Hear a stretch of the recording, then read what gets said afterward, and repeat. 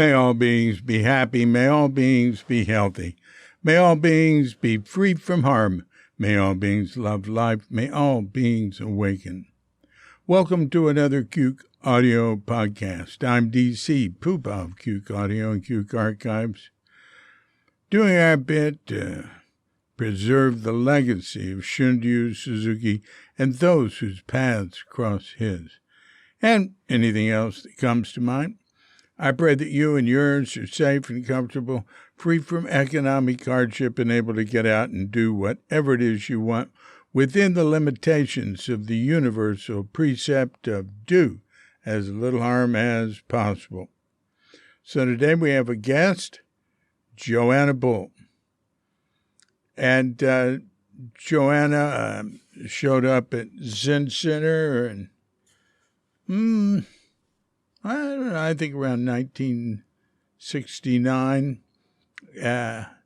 And you'll hear, says so in the podcast.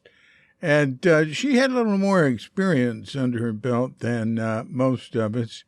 And having been born in, I think, in 1937. And she'd lived in Ethiopia quite a bit. And she knew Haile Selassie, you know, the ones that the reggae people sort of revered in their way. And anyway, she had an interesting experience. It's a little ghost story that, as a result, ended up with her coming to Zen Center. So she has some interesting stuff to say about that. She moved on, became a psychoanalyst, and founded Gilda's Club for cancer support group because she was Gilda Radner's therapist. And it's great. And Gilda said she was a member of a very elite group that she'd rather not be a member of, which was people who had cancer, right? So she founded Gilda's Club. It became a really big thing, and it's still going. Cancer support community. Anyway, we'll get into all that as soon as we've had our pause to meditate. This podcast has two parts. Because we just didn't get enough into her cancer support community life, which has been going on for decades and is very important. So I called her back. I had to wait a couple of months because she's so busy, and so that we end the first part and then we go into the second part. So as soon as we've had our pause to meditate, we'll give her a call. So when you hear the bell, if you're of such a mind, hit pause and meditate or whatever for as long as you wish. And when you're through, hit unpause. And we'll be here to hit the bell to end the meditation or whatever and give Joanna Bull a call.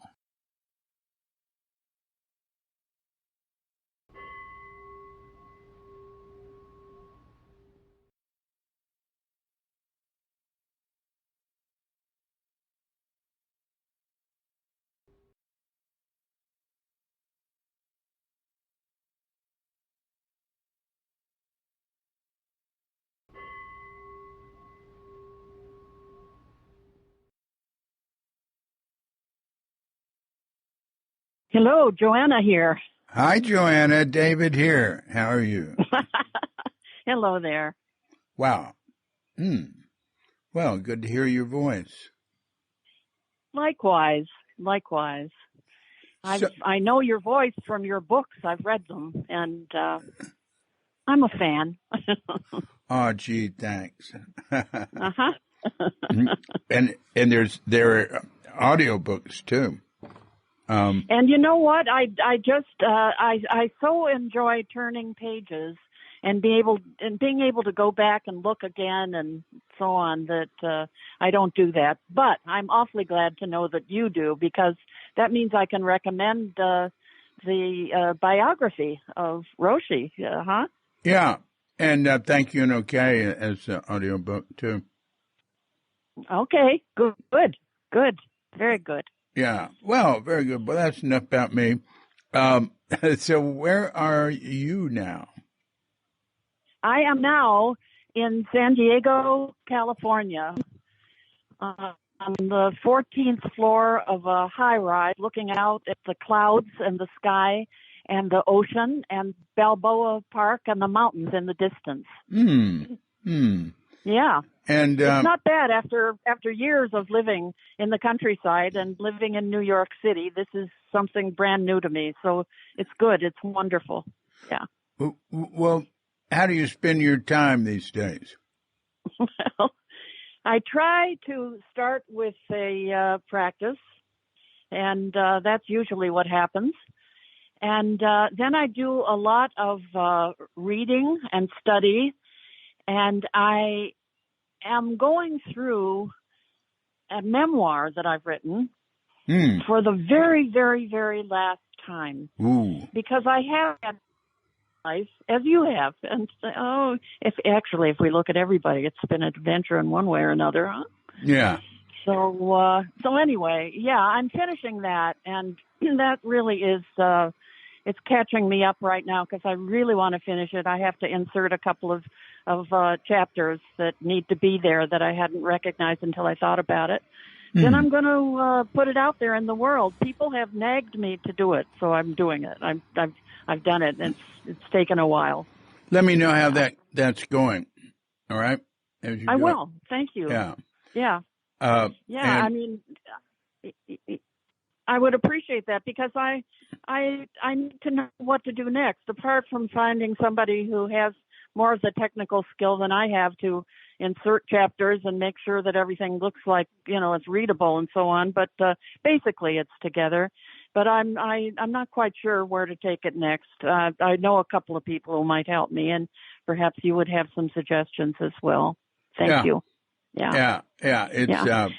It's not a encouraging market anymore, but there, in some ways, there are more options, but you have I don't know, to me, I think you have pretty good high profile history, so in ways. So in ways I do, which really, honestly, David, it's the only reason I'm writing it is because people have said, oh, this story, that thing, that, the other thing. You really need to write this down. But, here's maybe the most important, significant to me piece of this is that I wanted it to, in some way, be a Dharma book. It just didn't make sense to just write the story. And so what it boils down to is starting out as an adolescent who got married and went off to Africa, which she'd always wanted to do, and thinking that she was going to find a self someplace. So it's kind of about that. Yeah. I also spend time regularly. I have not moved on from Zen. I'm Zen in, out, upside down, and inside out because of my experience and what I learned at the time that you and I were both together at Tassajara. But I did, after Suzuki Roshi's death, spend about 10 years trying to see where there was another Zen master that I could relate to in that way. It didn't happen. And I happened upon a Tibetan master who was giving a talk on Suzuki Roshi. And I made it was a switch, but it wasn't a switch because it all ends up in the same place. But that's what I've been up to. Who was that Tibetan master? Sogyal Rinpoche. And he's now gone, and we'll see what happens next. But just as with just as in Zen, when you have a connection with a master, there's not even a word for it. It simply is there, and once it happens, it can't possibly go away.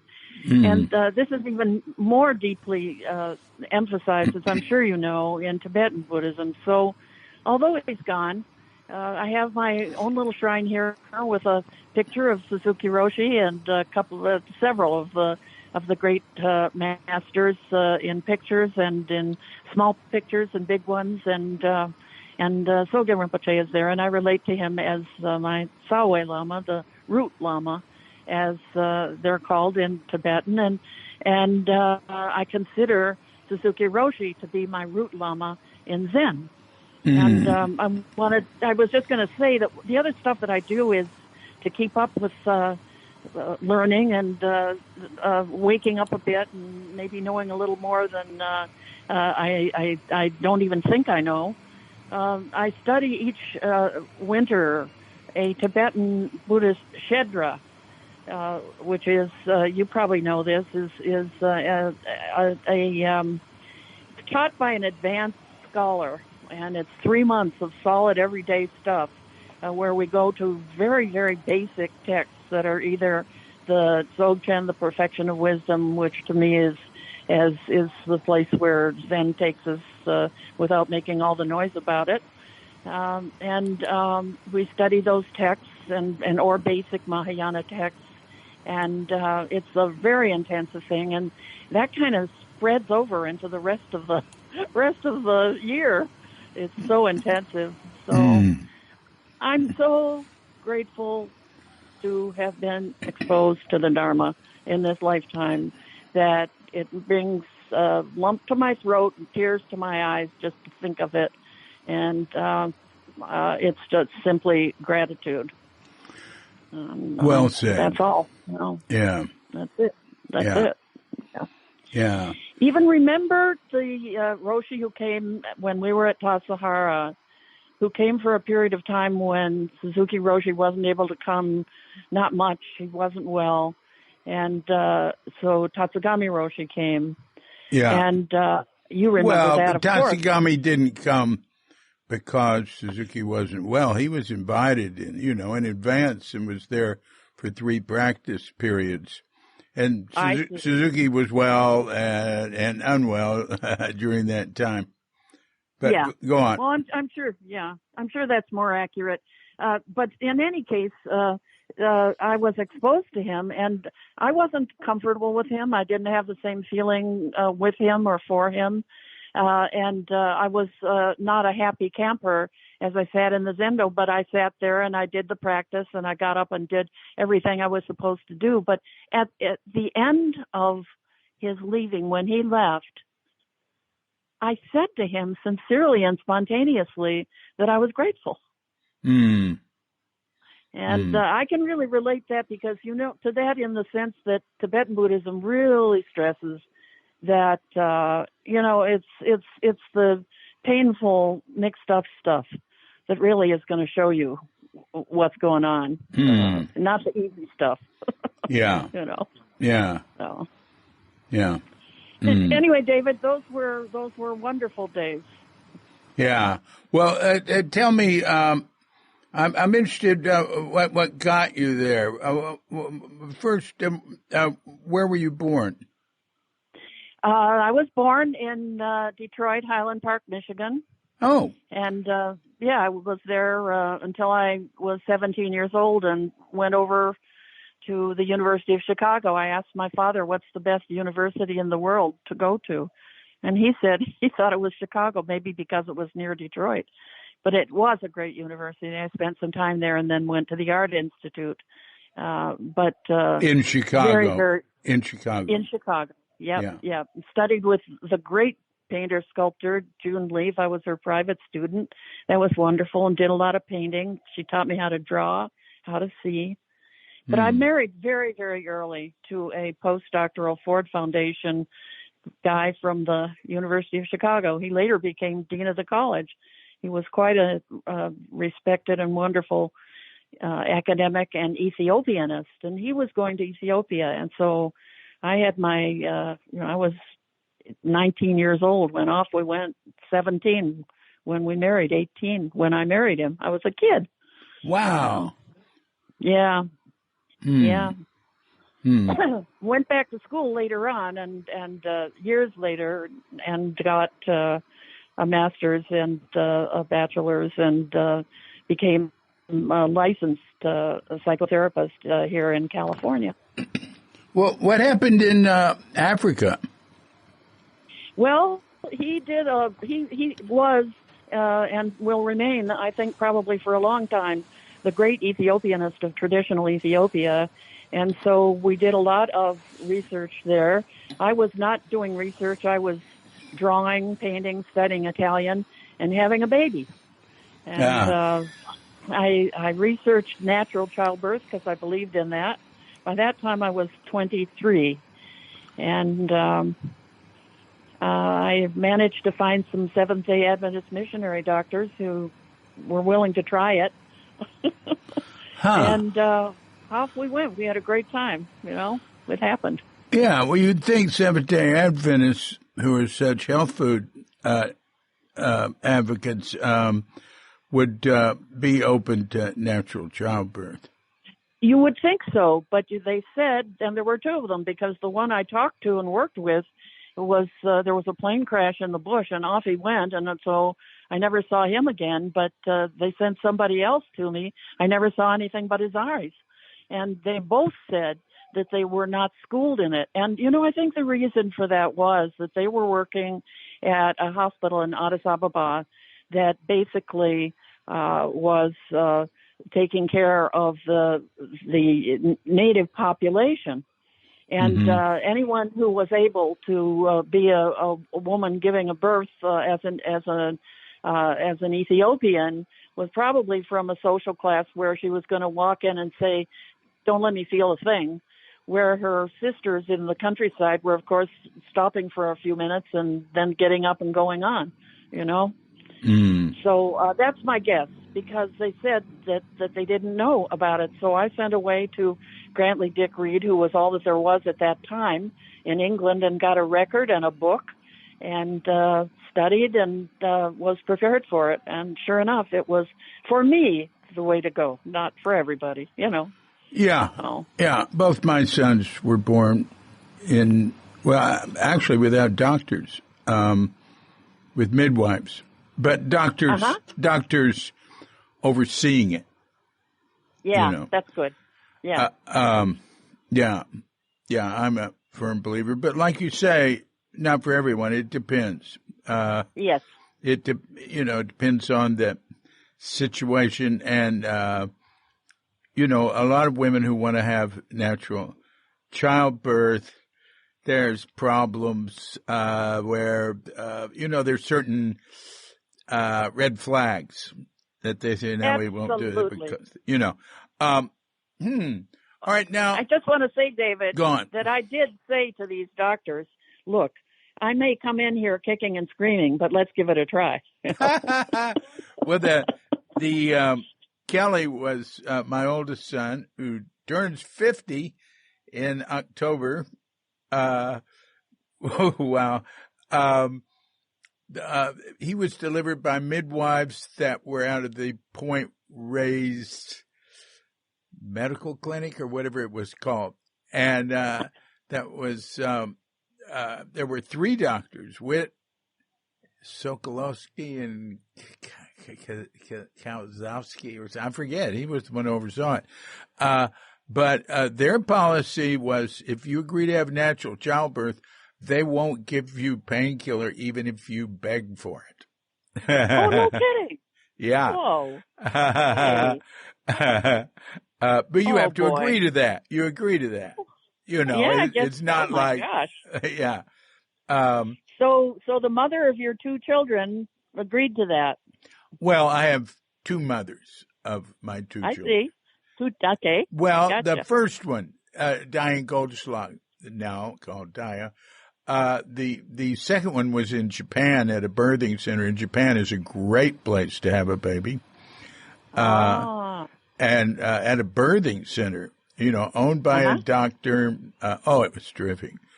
But that never came up. Yeah. You know. Yeah. Anyway, it was a great place. Now you say you went to Africa to find yourself. That indicates you had some sort of way-seeking mind thing going on beforehand. When would you say that started? I would say that it started when I was born and I was Rh negative and didn't quite belong on this planet somehow or other. I had a feeling about that, but it turned out that I did, and so I can't say, as so many people I wonder at. I'm amazed and thrilled to hear it, that when they were 2 years old, they knew that there was more happening on some profound level, and they could perceive it. You know, I couldn't perceive. I knew nothing about what it was. I just knew that I had to feel comfortable about why I was in the world and what I was up to, and I had left the Protestant upbringing that I had, because I saw too much. There was anti-Catholicism in the Sunday school, and I didn't approve of that. Yeah, right. So I really didn't. I had no spiritual, not even strongly, I should say, an inclination. But by the time I had grown up a while, and I had been in Africa, I had not one but two sons, and had some other experiences. I had a very strange and wonderful experience. I saw a ghost. Oh, let's hear about it. Well, I was in Woodstock, New York, before it was Woodstock, and I was staying at the home of Albert Grossman, who was the manager of Bob Dylan and the band, and so it was a great adventurous time, and I was trying to write a novel, which I was totally incapable of doing, and I was living there, and one night I had an experience where I could see through the door of this place. That it was a place built in 1812. So I imagine there had been a few people who'd come and gone there. Mm-hmm. And I looked through the door on this little place, sort of a wing off on one side, and I could see through it. I could see a man who was standing there in a plaid worker's shirt and some knickers and stuff. And as I approached, I got out of bed and went to see, and he disappeared. And in the morning, I said to my hostess, who was Albert's wife, Sally Grossman, I saw a very strange thing, and she asked me to explain.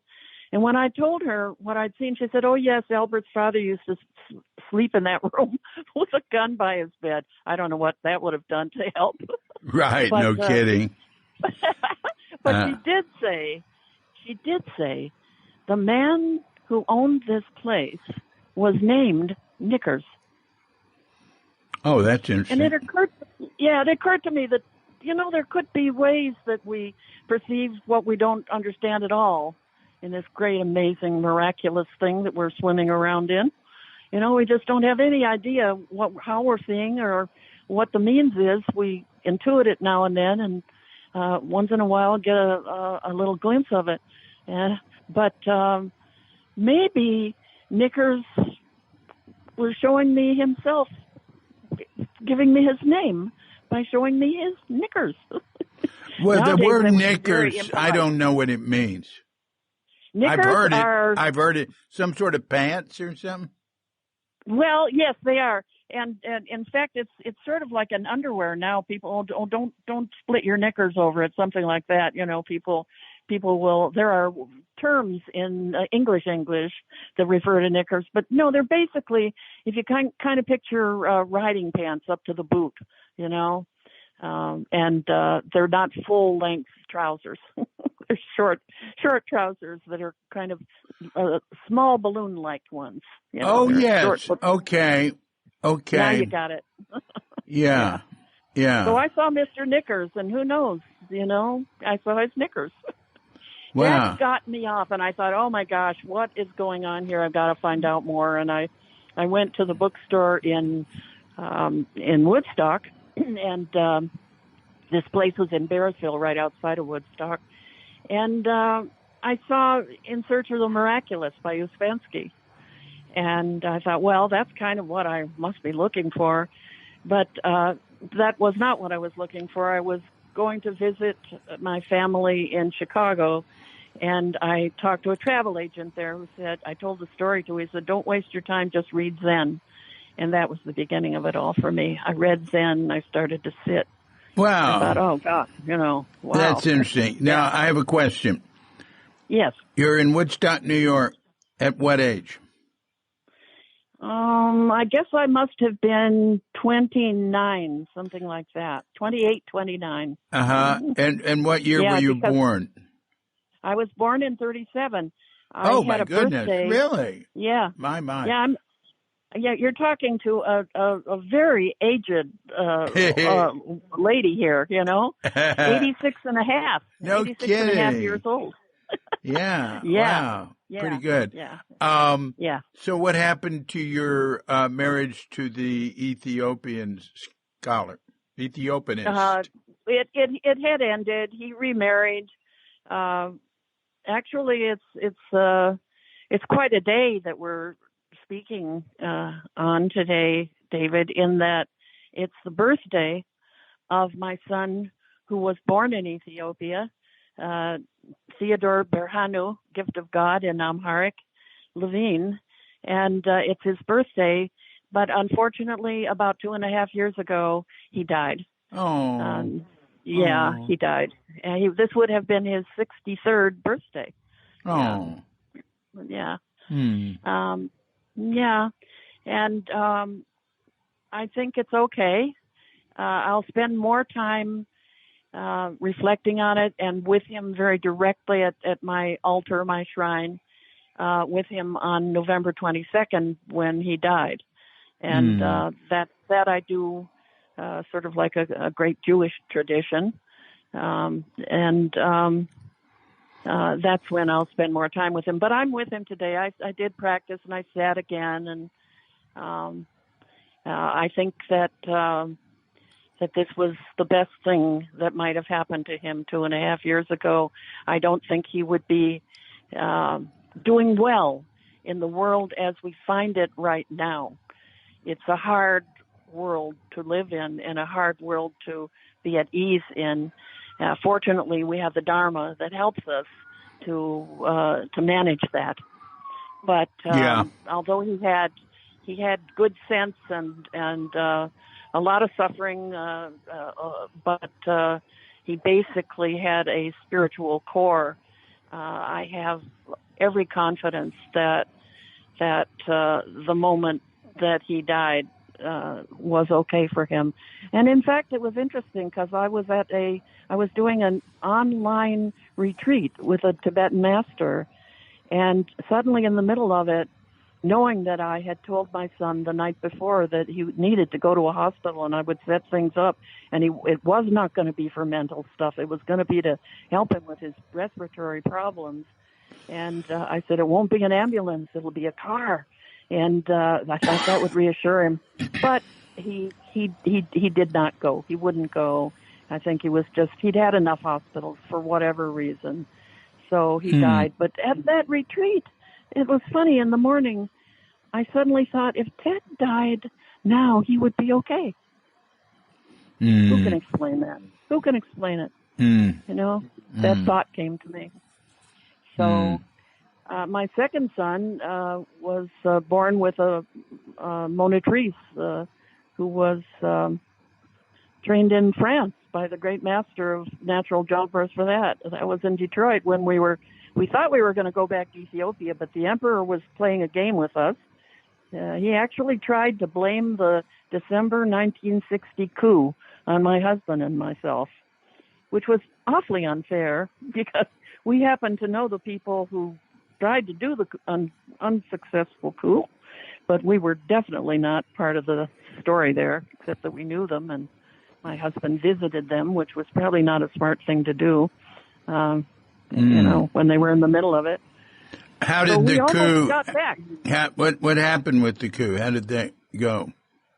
Well, when we learned that the emperor was coming back from Brazil, and absolutely would not believe for 1 minute that the head of his bodyguard, the imperial bodyguard, who was one of our closest friends, would have done this against him. He would not believe it, so he was looking around for who to blame, and he knew that we were the only the foreigners who were close to him, and he knew that my husband had visited, saying that he was going to write an article, and so he went there to visited them in the palace, where turns out that they were killing people and doing it in not a very good way. They had not set it up. They had the right ideas and the wrong methods. So the anyway, people who did the coup had the right ideas but the wrong methods. That's right. That's well, what was exactly the result of their of what they did? Well, the emperor came back to power again. But only for a few years, and eventually, in fact, something that we could see coming was that the Russians were very, very influential, and there was a Marxist government for a period of time, and followed by others, and it right now is in a state of civil war that's just heartbreaking. But anyway, we got out of there. We got out because somebody came and said, "You've got to get out." We didn't know that the emperor had people looking for us. They were going to take us away, and we got out of Ethiopia in disguise. Now, this was a time when I knew nothing about the Dharma. It was nothing that I knew. But somehow or other, I guess everything was readying me for it, because when I started to read Zen Buddhism, excuse me, I recognized it. I remember running. I was living in a small house then on my own in Woodstock, and I remember running out into the snow and just leaping about in joy, just joy, pure joy. What was the emperor's name? Haile Selassie. Well, that's a very famous person. Well, I should say so. No, in fact, he was very popular in the West because he made an appearance at the United Nations, what was then that, and he asked for help. He didn't get it, but he was seen to be a very brave and courageous guy, because he asked for help when the Italians were trying to take over Ethiopia. They failed. They tried a couple times to take over Ethiopia, and they failed both times. But there's lots of good food. That's right. Italy took over Ethiopia during World War II, right? Yeah, but you know what? Barely. It built some roads in Eritrea. Did better in Eritrea. Built a lot of roads and left a lot of restaurants and stuff, but it was never an imperial overseer of the country. Yeah. And they had tried earlier, at the turn of the century earlier too, and they failed at that time. Now, one of the most interesting things about Haile Selassie to me is his non-connection to the reggae world. Yes. And to that. Tell us about that. So far I don't know much about that, except that they made there is a, I would assume with all, how can I say this? Every time that people get together and they have some sense of something that is more than we know about, and they find someone to put it on that they feel represents it, I think that gives them an opportunity to project the deepest feelings and yearnings and maybe insights that they could possibly have on an individual. And that's what happened with Haile Selassie, that there were people there who the reggae people who definitely needed something, and they found him, and they projected it onto him. And I will assume that it's nothing but sincere devotion. Oh, that's interesting take on it. That's well, I'm not sure what. I mean, it's reggae music, but there's some sort of religion or path there. What's it called? What is it? And and Haile Selassie was like their savior, and he didn't know anything about it. That's what well, he knew about it, but I don't think. I mean, he was very interested in being like all people, maybe, who get to a place of tremendous power. And it's debatable whether he actually was in the right place and from the right background, but he got it. Yeah. And like all of them, they want recognition. The more power, the more recognition they get, the more they feel they're successful. So I don't even know if it was happening when he was alive. Oh no, it was. I honestly have not gone into the reggae stuff, except I love the music whenever I hear it. Yeah, I like it as long as I don't hear too much. Like I don't want to go hear a reggae band play one reggae song after another, but there's been some great reggae stuff. But what I heard was that it came about without his knowledge, and then he learned about it. Well, look, something, David Chadwick? You know more about it than I do. Because honestly, by the time that I knew that this was happening, I was not interested in that part of Ethiopia. I was interested in what my husband or ex-husband or whoever it was at that time, whatever he was doing in his life, what he was doing with Ethiopia, and he was constantly churning out stuff on Ethiopia. Some of them were theoretical things. They were cross-cultural things, fascinating stuff. And I just wasn't interested in what reggae was doing with Haile Selassie at that point. Right. So what was your husband's name? Donald N. as in Nathan Levine, University of Chicago. He had a chair in the sociology department, and he's known for his Ethiopian studies, which are remarkable. But he's also known for being expert in the sociology of knowledge. He has a great theoretician in sociology, and he did a lot of work translating the great American and English sociologists of theory, Talcott Parsons, and also German, Georg Simmel. He got his master's at Frankfurt. And so he translated and commented and had a lot to say about Georg Simmel, who is the only sociologist that I enjoy reading, by the way. Oh. Yeah. Did you ever know Steve Tipton at Tassajara? Who? Steve Tipton. No, I didn't know him. No. He became a highly successful, well-known sociologist, and still is. Head of the department at Emory in Atlanta. What Emory? He's sort of emeritus now, but he's written many books. He got Bella and a group together to do Habits of the Heart, which is the largest selling sociology book of all time. Well, that I have read. My husband gave me a copy of it, and that I enjoyed and could appreciate. He was very close to Bella, of course. Yeah. Well, Bella was Steve's, professor and mentor. And anyway. Well, he would know Donald N. Levine then. Oh yeah, I'll tell him. I'll at some point I'll transcribe this with AI, and I'll send this part about it, and I'll say, hey, you ought to listen to Joanna. Sounds like fun. But I'll send him this part where you're talking about this stuff, because I'm sure he'd enjoy it.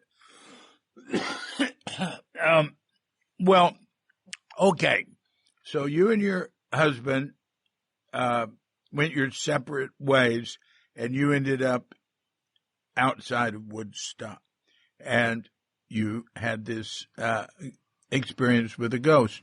That's sort of a classical ghost experience, incidentally. I mean, there's different types, which I find so interesting. They're so universal. And, it's just written off as nonsense by so much of educated society. But to see human-like form in clothes of the period when they lived, I can think of a number of cases of that, and some of those continue through decades, like in places where people go stay. There's a place in Bodega in California where people would stay, and they'd say they were kept up all night by the band playing upstairs. And then they'd learn that the band hadn't played in 40 years, seeing kids dressed in this old-fashioned clothing sitting on the front steps of the hotel. But I wonder, have you come across where the costume actually was representative of the name itself? No, that's unique. That's an odd one, huh? Yeah. Anyway, Uspensky wasn't for me. He said that we were food for the moon. Well, I know. I wrote a song called Moon Food. I have a song called Moon Food, and it's based on that. All right. Well, at Tassajara, David, I had an odd experience. I was lying there on my tatami, and there was a full moon, and it was my room was on the second floor of the old kitchen or dining room, and the moon was blasting in, and I had the most uncanny feeling.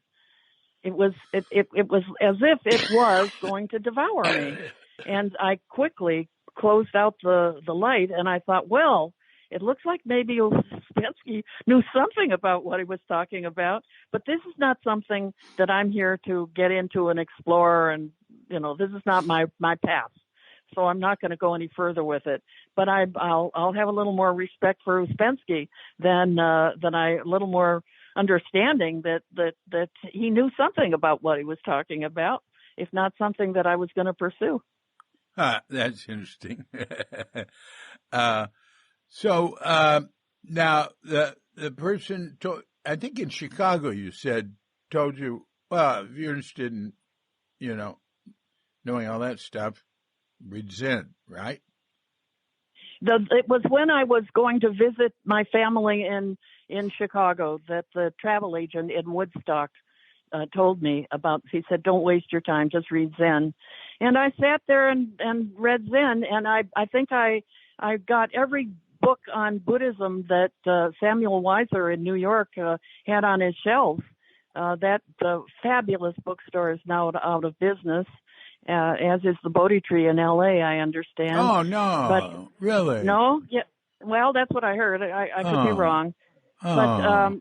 But anyway, Samuel Weiser was look, we're talking about the years and years and years and years ago, and in the 50s, and in the 60s and early 60s.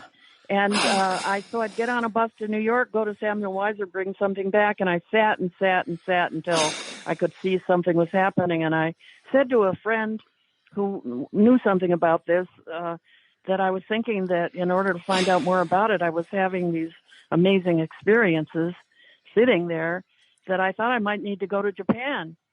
And she said, well, before you go to Japan, why don't you talk to this professor at Bard, who knows all about Buddhism. I don't know his name. I don't think I paid any attention to who he was, just to what he had to say. And he told me that I didn't have to go to Japan, that in fact, so this was 1959, because it was a couple of years after it had started. No, it couldn't have been 59. Anyway, I was 59. That's the year Suzuki arrived in America. 70. Yeah, it was 69.70. Oh, 69. And yeah. And so I went to. I was thinking of when Tassajara started later on, and that was 67, wasn't it? That's right. Right? Yeah. Yeah, 67. So that's what it was. It was 68 that this happened to me, and the guy said to me, "You don't need to go to Japan. There's a great Zen master who is in San Francisco." Tassajara was not open at that time, and he said, "If you want to study Zen, you don't need to go to Japan, where it might be very difficult. There's one here. It's the first Zen monastery outside of Asia," he told me. That's right. And yeah, and I do love your biography. I've read it 3 times, and Anyway, I decided that I would do that. I wrote a letter to Suzuki Roshi, which I didn't get any answer to, but I decided that I was going to go anyway, and I decided that I would make it a pilgrimage, and decided to take a Greyhound bus across the country rather than climbing on a plane, and put all my black clothes that I had, thinking I was going to a monastery. And I wasn't. I was going to study with Suzuki Roshi. There was no monastery at that time. But I brought my black clothes. All right. What year was this? So that would be, well, I was at Tassajara 69.70, so it was 68. And I sat in Berkeley in 68, in the fall of 68, sat in Berkeley, and then I was only there a short time. And in February of 69, I was told that I could go to Tassajara. I have a question. I was there yeah. You said when you went out there was no Tassajara or something. Yeah, there wasn't. Well, then it has to be before 67.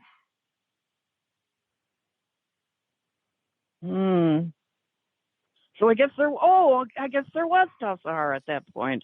I'm confusing the story you tell in your book with a little bit of reality. Yeah, of course it was, because it opened in 67, and I arrived in 68, but didn't get there until February of 69. Yeah. Yeah. That's it. That's why when you do a podcast with somebody like me and dates, you probably need to edit, because you'll get all kinds of confusion like this. My apologies.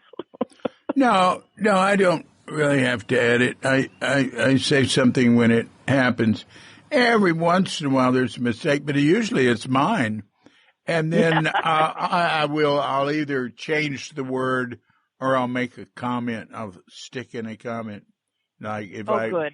Because I can say the wrong thing, like knowing better, but the wrong words come out, Yeah. Like, right. Like calling Katrinka, my present wife, the name of my prior wife, Elin, or calling my son Kelly, who's my other son, are getting numbers wrong, etc. Yes. Uh-huh. Yes. So, all right. So there you are. So tell about arriving there and all that and how you experienced it. It was absolutely fabulous. I was so happy to be there. It was winter time, of course, so it was treacherous going up that road, but part of the adventure.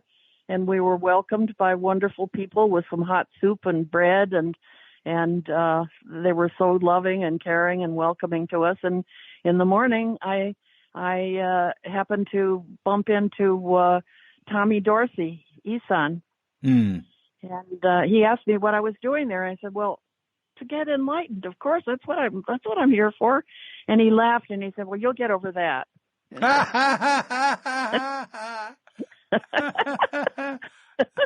He was right. He was absolutely right.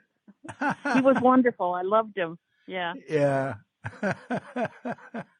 You can see why I've written a memoir, because I have some fun stories, huh? Yeah, that's good. 69 was a really rough practice period. The winter spring practice period. The road went out. There was just we ran out of rice and all sorts of stuff. Right. I remember it well. I remember people somehow managed to get into town to get their peanut butter, though. Well, they didn't get into town. There was no town trip for a while, pretty much, because I was hiking out. And I both went down creek and out through the Arroyo Seco River, which was something, or over the mountain, which was covered in snow, which was an ordeal. I went out several times just with a backpack, bringing back mail and a few things. But then, oh my God, we had a couple of things. We had a helicopter drop from the churches who own Church Creek Ranch, because we informed them that the caretakers there had run out of food. And so, Bruce Church Corporation is enormously wealthy, and big lettuce and everything else growers. Then finally, we could get, when we could get a vehicle out. Actually, we couldn't get it out because the road was that giant boulder in it. We could get a vehicle from the outside to come up to the boulder, and then we go up to the boulder and carry food across and bring that back in. And that was later. I don't know how long we went without really being able to bring in anything substantial, but that was pretty neat. Yeah. And we had a great cook. Ed Brown was busy then. Yeah. Oh, was Ed cooking in '69? Well, I don't ask me the name, the date now, but I do know that for some of the time he was the cook, and another part of the time, Weintraub. Steve Weintraub. Sure. Yeah, I think so. He was the cook, and I didn't survive in the kitchen. I couldn't manage it. I mean, he kicked me out, but I just wasn't good enough. It was okay. You don't get kicked out. That. No, we just decided that I wasn't. I think we had a mutual decision. So you were transferred to another job. Yes. I planted trees with Francis, and I had a wonderful time planting pine trees along a mountain, and when the guests were there, I picked flowers and made sure that the cabins were all ready for them. Was kind of put in charge of that. Oh wow, and, neat. That was good. Yeah, made sure that everything was clean and that there were sweet flowers for everybody. Oh wow. Yeah, I never thought of that. The other thing I was asked to. I was also asked to give. Could it have been? I think it was Chino Sensei. I'm not sure. Someone some language. English language stuff, and I wasn't very good at that either, but at least I tried a couple of times. That was Yoshimura, Riho Yoshimura in 60. Maybe Kobun. All right, yeah.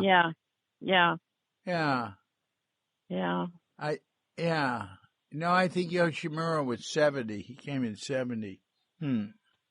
Were you? No, I don't remember Yoshimura. I just remember there was a Japanese scholar of some kind who came and who distinguished himself in my memory by saying that we were all really, and this was his word, a bunch of barbarians. Oh, that wouldn't have been either one of them. I wonder who that was. Yeah, I don't know. I didn't spend much more time, talking to him. But how long was he there? He was just a guest. No, he came through for something, but not very long. He apparently was distinguished in some way, so that he was given some sort of a reception. that was more than just being a guest. But Right. it wasn't. Once he made his declaration of the quality of our beingness there, I wasn't much interested. Might have been Masao Abe, but I don't remember him. He was a Dogen translator. I don't remember him.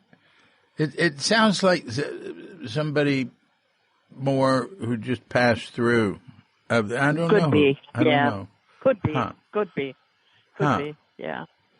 But I remember Suzuki Roshi so clearly, the things that he said to me that I hung on to, that were between the two of us, and things that he said to everybody that were for me as well.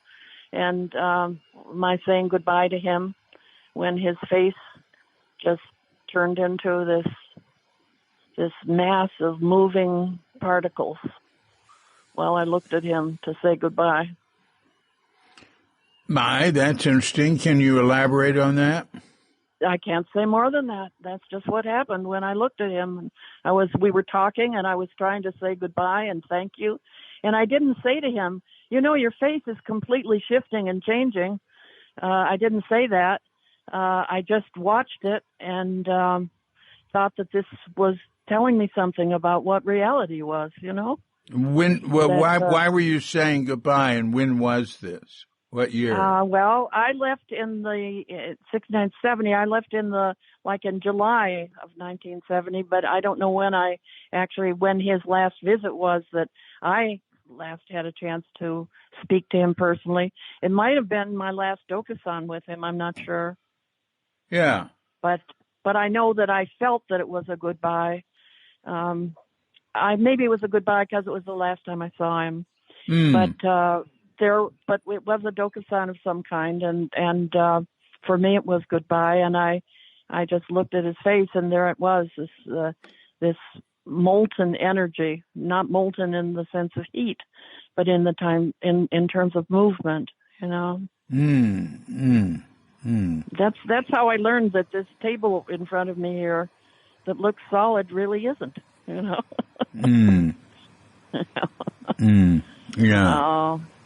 Yeah. We're so fortunate. Well, but when do you remember when you first met Suzuki? Yes, I came across country, got off of my bus, and came to meet him.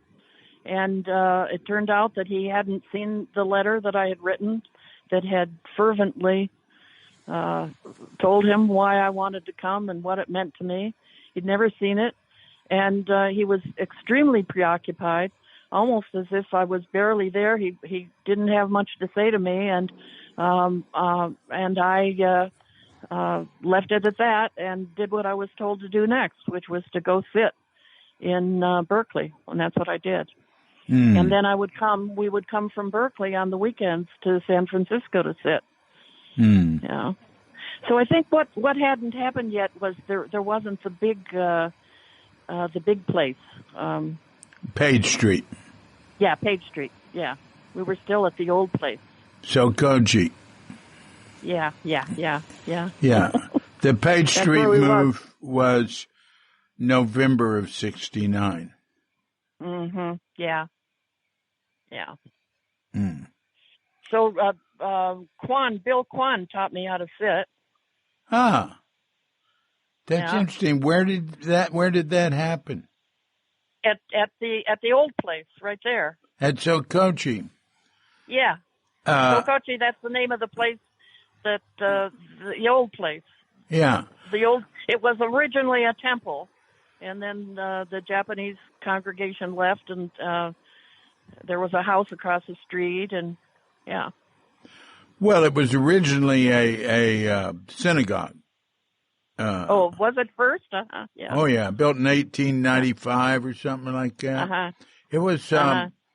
I've got a page on it in Q.com. Yeah.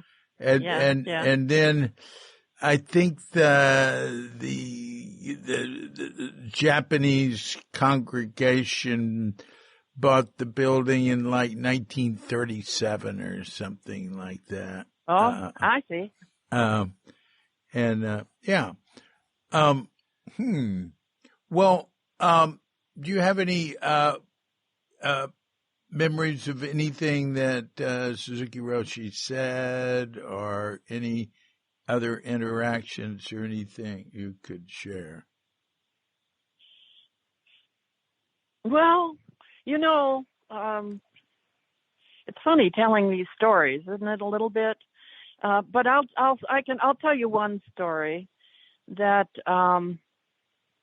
that I've thought about a lot, and that is that I was sitting in the Zendo, and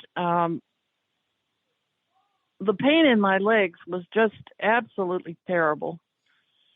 And I sat with it and sat with it and sat with it.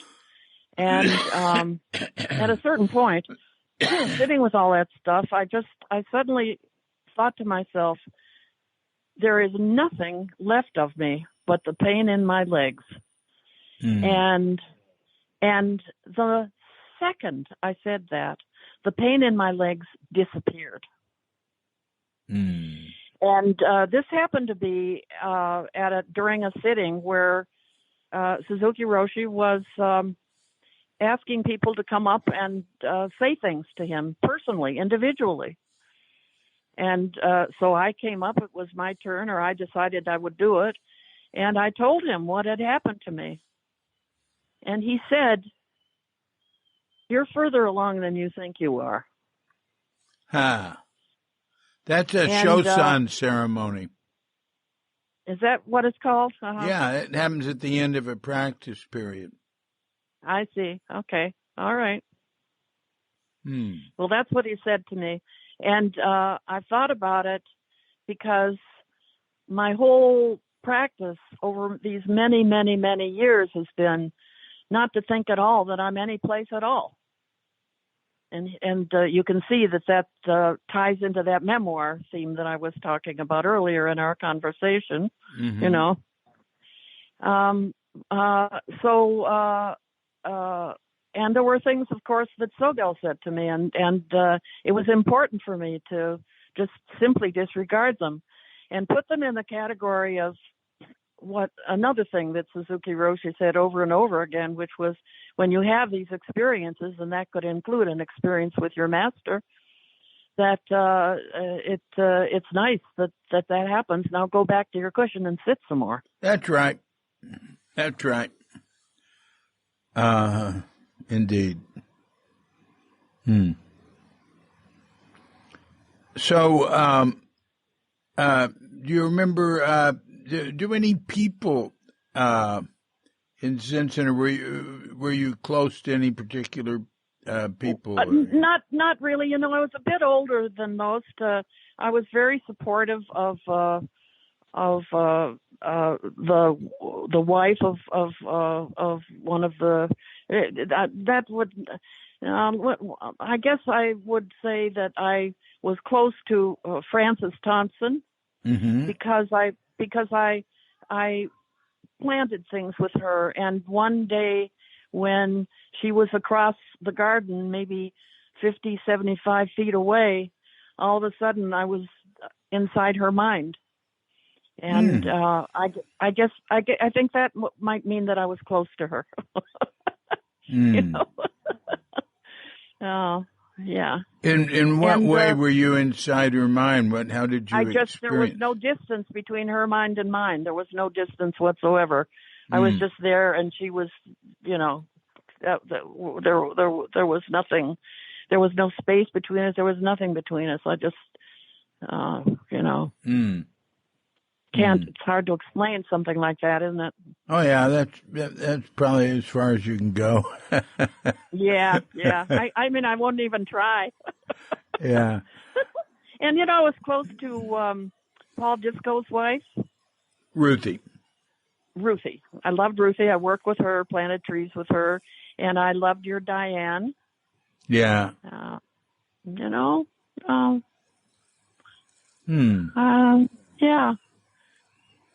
I remember Stan. He didn't like me at all. And, he was older than you. way older. Maybe I don't know why he didn't like me.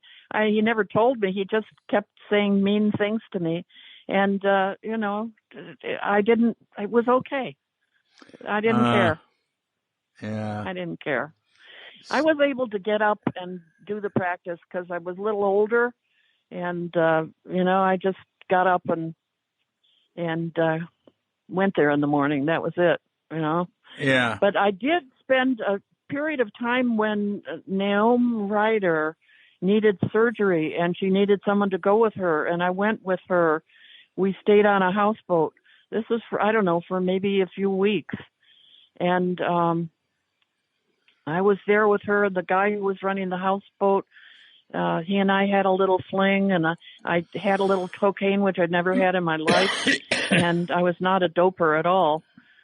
Roshi had asked how many people came to Tassajara who had been brought there by drugs. I remember at a dinner, and I'd say 3/4 of them raised their hands.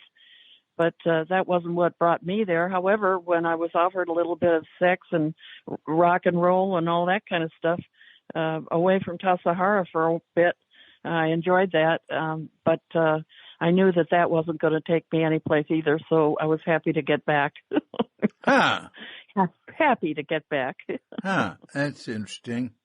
Huh. Yeah. Naomi Ryder. Yeah. Wow. Uh-huh.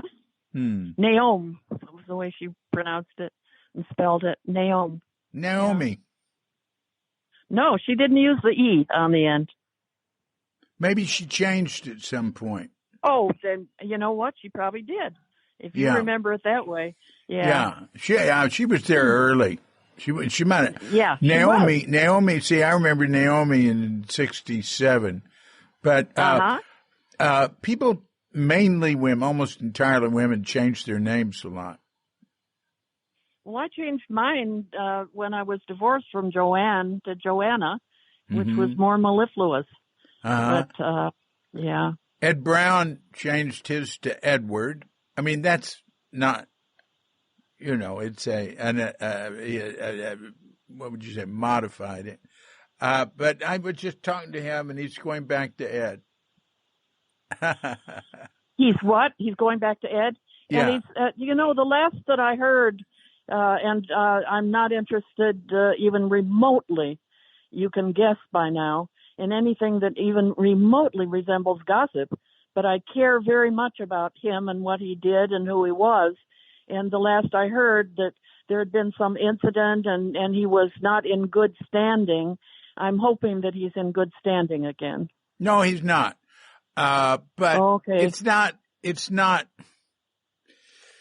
Ed is, he's unedited. And, Zen Center is like walking on eggs trying to not offend anybody.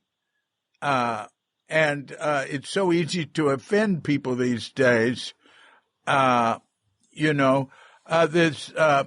woke thing, I think, has been very, very good in many ways, but it's, to me, there's a matter of balance. So that David, I'm with you 1,000%. Right? Yeah. So we've come from an area where we really needed to wake up about a lot of things and be sensitive about a lot of people who had, suffered because of our prejudices and everything, but then it starts, and then it gets too much. So it's a matter of, so Ron DeSantis, his solution is to kill woke, and then other people's solution is to ratchet up the woke meter to the maximum, but it'll I think it naturally would level off in a more reasonable place. But institutions in America in general, my understanding, are so afraid of offending anyone and getting sued. Zen Center is being sued right now. And as far as I can see, it's just, from what I know, it's just totally bogus. It's ridiculous. And it's happened before. Whole thing in America being able to sue and being able to, this thing about canceling people, it gets out of balance. So I think it got out of balance with that, but, it was time for him to move on anyway. So he's doing all right. Well, you know what? Here's the thing. I always trust ultimately what happens. The way I look at it now is you think, you hope, you don't even hope. You just think you've made a plan. Let's say you've made a plan and you have some reasonable expectation that might happen. You've made a good plan, whatever. It doesn't happen. It goes completely wrong. And then you find out that it's better than it would have been. Yeah, I'm going to trust that for him. I'm going to trust that for him. That's right. That's what I think. And that's what I told him, just go with it, Yeah.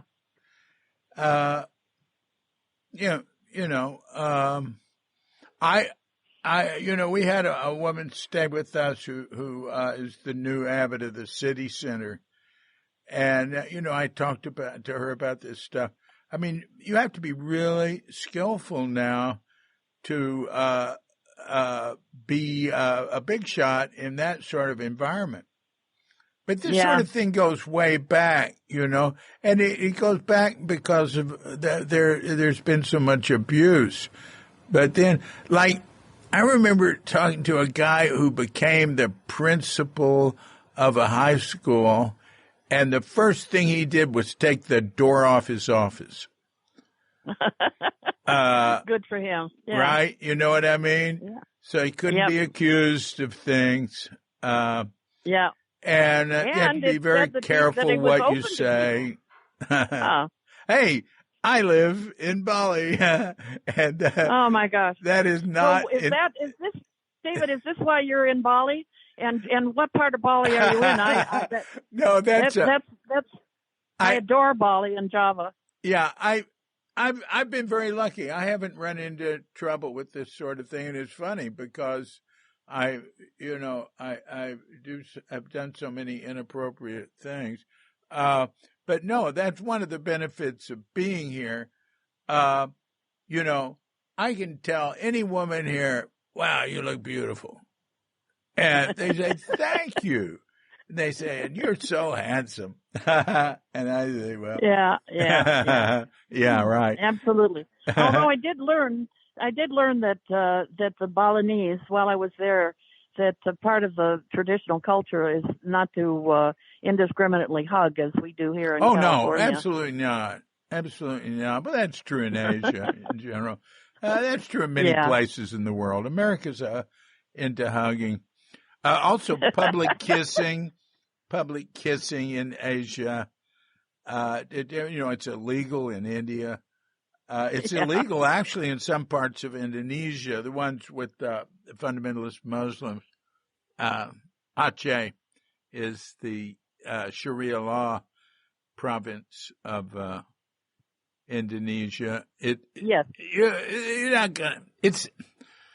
I think it's actually against the law there. It's not here in Bali. You've got so many foreigners, and you've got people from all the other islands. A little peck on the, type kiss is not going to. It's no big deal. But Katrinka and I don't kiss in public. Like if she's coming back from being in America for 6 weeks and I pick her up at the airport, we don't kiss. We might, but we'll sort of, we might hug. Hugging is a lower, we can hug. But you don't go hugging other people you don't know. But they say hello. Man, you say hello to everybody who walk down the street. Yes. Almost anybody. And they'll ask you where you're going, how you doing. And if I've been working here a long time and I just want to get out, I just get out, walk around, and say hello to people, get into a little conversation here and there. It's fun. Do you know any, what's it called, Bahasa Indonesia? Yeah, I do. Uh-huh. Well, believe it or not, in 6 weeks, I actually learned a little bit. And I would go walking around in the rice paddies, and people would ask me what I was doing. And I could tell them that I was taking a walk and looking at things. Right. And, yeah. Right. So It's a good. very simple language. It's a trade language. Okay. That's why it's simple, huh? Yeah, it's because there's hundreds of languages in Indonesia. And so, it's a trade language. Balinese is a much more difficult language that I have no interest. When they start telling me, well, in Balinese we say so and so, I say, look, I can only learn so much. I don't want to get confused with. I know a handful of Balinese words because they like to hear them. Yeah. But there's so many people from other islands here. Anyway. Are there too many Russians and Ukrainians there now? Oh, that's an interesting question. Not now. And there was I don't know. We were getting a whole lot of them here in Sanur. They're not coming now, but they're mainly around Ubud. I hear Canggu, some areas. There was a big influx of them, I don't know how long, a year ago or something, both of them. And they would be in the same places, to getting away from all the problems over there. And they were getting a bad reputation, but only because of, there will be some Eastern Europeans and Russians. There's a lot of crooks that come out of there. And, do things like put little machines in the ATMs in the slot, or put little contraptions in there. So when you put your card in, it's reading your card as as your own, and then they'll drain your account. But actually, everybody I've seen that's been arrested for that, there've been a lot of guys, Bulgaria and Eastern Europe, but almost all the Russians and Ukrainians are nice. They're not, they're a little more like, Northern Europeans. They're not, they don't say hello to everybody when they walk down the street. Australians are real friendly. Southern Europeans, yes, they are. Southern Europeans tend to be more friendly. Yes. Actually, the English are pretty friendly. Americans can be very friendly, but it depends on the person. But if I'm walking down the street, it's like like Scandinavians, and some Germans, but Scandinavians especially. Their reaction when somebody says hello, I don't know you. Why are you saying hello to me? So I don't want to make people uncomfortable. No, that's very thoughtful of you. You live in Denpasar, don't you? Sanur, which is South Denpasar, but it's. I see. It's like the beach town, but it's just part of South Bali. The expat tourist. Although most of our neighbors, people we're around, are locals, but we have a lot of interaction with Indonesians, both friends and people who work for us or whatever, gardeners, housekeepers, stuff like that. Sure. And we're very, very close with all of them. And I like to work with ones who don't speak English. I don't want to work with anybody who speaks English. There's some our visa agent. I mean, some you can't get around it. But all right, that's enough of that. In fact, I realize that I still have to fix my supper and get on with my life here. And I'm wondering, I realize that maybe I'll make one more trip to Bali before I kick the bucket, who knows? Because I could talk to you forever and listen to what you have to say, and you appear to be interested in what I have to say. Yeah. But I realize that I haven't said anything about how I put Buddhism into action in my work, which would seem to be Oh my something God! of interest. Well, we should talk. We should talk again. Look, because we didn't get into all that, and that's very important. So, how soon can we talk again? Oh boy, I've got so much coming up. It's just insane. In fact, it's the Gilda's Club Cancer Support Community stuff that's really boxing me in. There are tapes and conferences that I'm going to have to go to, and I'm feeling overwhelmed by it. As you noticed, I'm no spring chicken. You know? Well, I didn't notice it. I did not notice it. I heard numbers that indicated it. 86. Okay. 86 is no spring chicken. But listening to you, no, I don't notice it. Okay. Well, just tell me when you can talk. Just tell me when you can talk. I probably not until October. Wow, really? Okay. Yeah, or maybe in the latter part of September. All right. Yeah, that's coming up. It's coming up. Yeah, that's good. August is insane, and half of September is too. And it's just that there are these things that I have to. I also have medical things that I have to attend to, because you can't reach this age without certain things happening to you that you have to pay attention to, you know. Yeah. That's just, it goes with the territory. If you're lucky enough to live this long. And I have to say, until my son died, I had not, the only thing in the world that had happened to me that made my life anything other than totally comfortable physically was Lyme disease. I got bitten by a tick in a garden in the Northeast, in my country home there, where I lived in the mountains there. Ouch. Yeah. And so I had nothing wrong. But then my son died, and suddenly it turned out that my aortic valve had to be replaced, you know, cataracts and, you know, and this and that, rashes of this and something else of that. And so suddenly I'm experiencing old age, which I was 84 years old, didn't even know it except for a Lyme tick, you know. Yeah. So a lot of my time is like everybody at this age, and most people I know are on a dozen medications, which I'm not, you know. Yeah. Anybody my age is going to have to deal with this stuff, and you have to go to meetings and, you know, clinics and stuff like that. Yeah. And I left my car behind, so I have to get transportation to get shopping. I have to shop for myself and stuff. I'm living completely independently.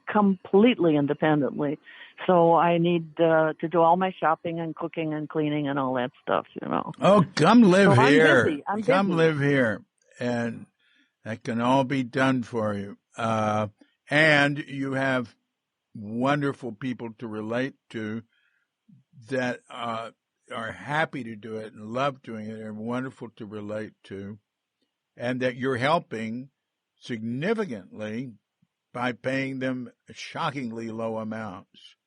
Yes. Because it's just David, another scale of money. It's different, you know. Well, I have to tell you, my other son, who was born by the Monitrice from France, who studied with the great master there, when we escaped, when we thought we were going to be going back to Ethiopia, but the emperor was just scamming us.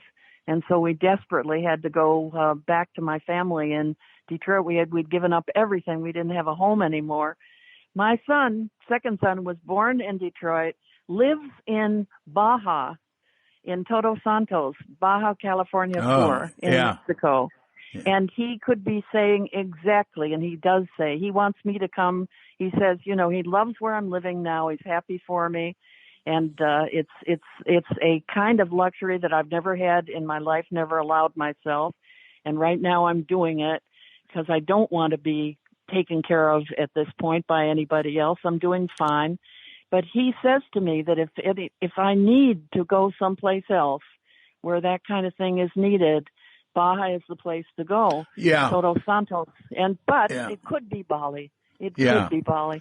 Todos Santos is great. We stayed there for a month in a friend's place and worked on it some, and we loved it. It's a wonderful place, and we love Baja. The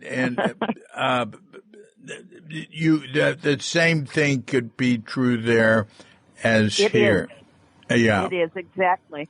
Yeah, and it's strange. Except for the civil war that's going on, the insanity in Ethiopia, the servants have servants, and that's right. how the economy keeps working. Right. Right. Yeah. Right. Oh, David, I remember you clearly. I remember your life force clearly at Tassajara. I can see you sprinting someplace. I have a vision of you doing that. And I love your books. As I say, I go back to the great biography that you've written of Suzuki Roshi repeatedly. And it was my source for research in the chapter that I wrote about my Tassajara experience, because I had to say something about Suzuki Roshi, didn't I? And I relied on you to tell me something about what his life had been that I didn't know. Anyway, this has been a pleasure for me. Of course, it's always fun to talk about yourself and tell your stories.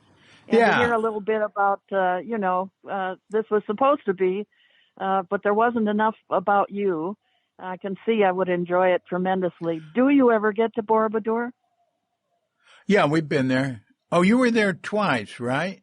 Yeah. I made a second trip. Yeah. You know what?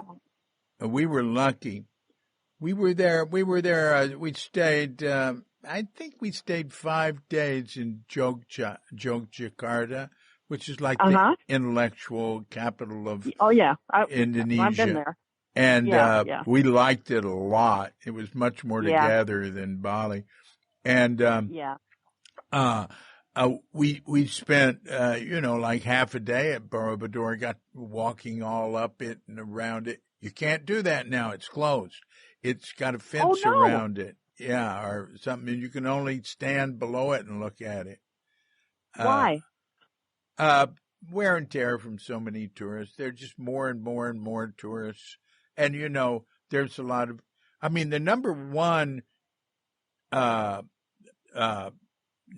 national group that are tourists in Bali are Indonesians. And Borobudur is a place Indonesians go, so people from all over the world are going there, and it was just causing wear and tear. And some people would do the wrong thing, and I'm sure. Somebody just wrote something, put his initials on the Coliseum with his girlfriend. Right. I saw that. Oh yeah. And boy, you do something like that here, and you get caught, and they'll deport you the next day. I hope so. Yeah. In Thailand, you can get real trouble climbing on any temple, anything. You can, you hope you get deported. Oh my gosh, I have so many wonderful memories of Bali because I stayed by myself in Ubud and got close to some people. And they took me into the temples and to teeth and the cremations and the tooth cutting and all kinds of stuff. Yeah, tooth filing, right? Filing, yeah, and a whole day at a temple. Where everything was going on all day long. Just amazing. It was because they knew when they would cross their fingers like Hinduism and Buddhism. How close they were to them. Yeah. And there's a lot of Buddhist, there's more Buddhist influence here on the Hinduism than other places because Bali was Buddhist before it was Hindu. Yes. And I have strings the 3-color strings on my wrist. Now, I never wear anything from ceremonies here that identifies you as a Hindu. But they sort of regard Buddhism and Hinduism as the same thing. There's Shiva Buddhism here, and I visited with a prominent Shiva Buddha priest, but you know, I'm not really interested in it. It's really, you know, that Buddha is a reincarnation of Vishnu and a lot of stuff to believe in. I like just the everyday sort of ceremonies where there are not many words, and the words are not important, and they sprinkle water on you, or sometimes they pour water on you, and you know, it's all fine with me as long as I don't not asked to believe anything. Selamat pagi. That would work for me. Our housekeeper just went by. We have 2 of them. They come different days. Two what? Housekeepers. Oh, okay. Yeah. Anyway, yeah, but so the stuff we'll talk about next time is how you applied your Buddhism in your creation of Gilda's Club and Cancer Support Group or something.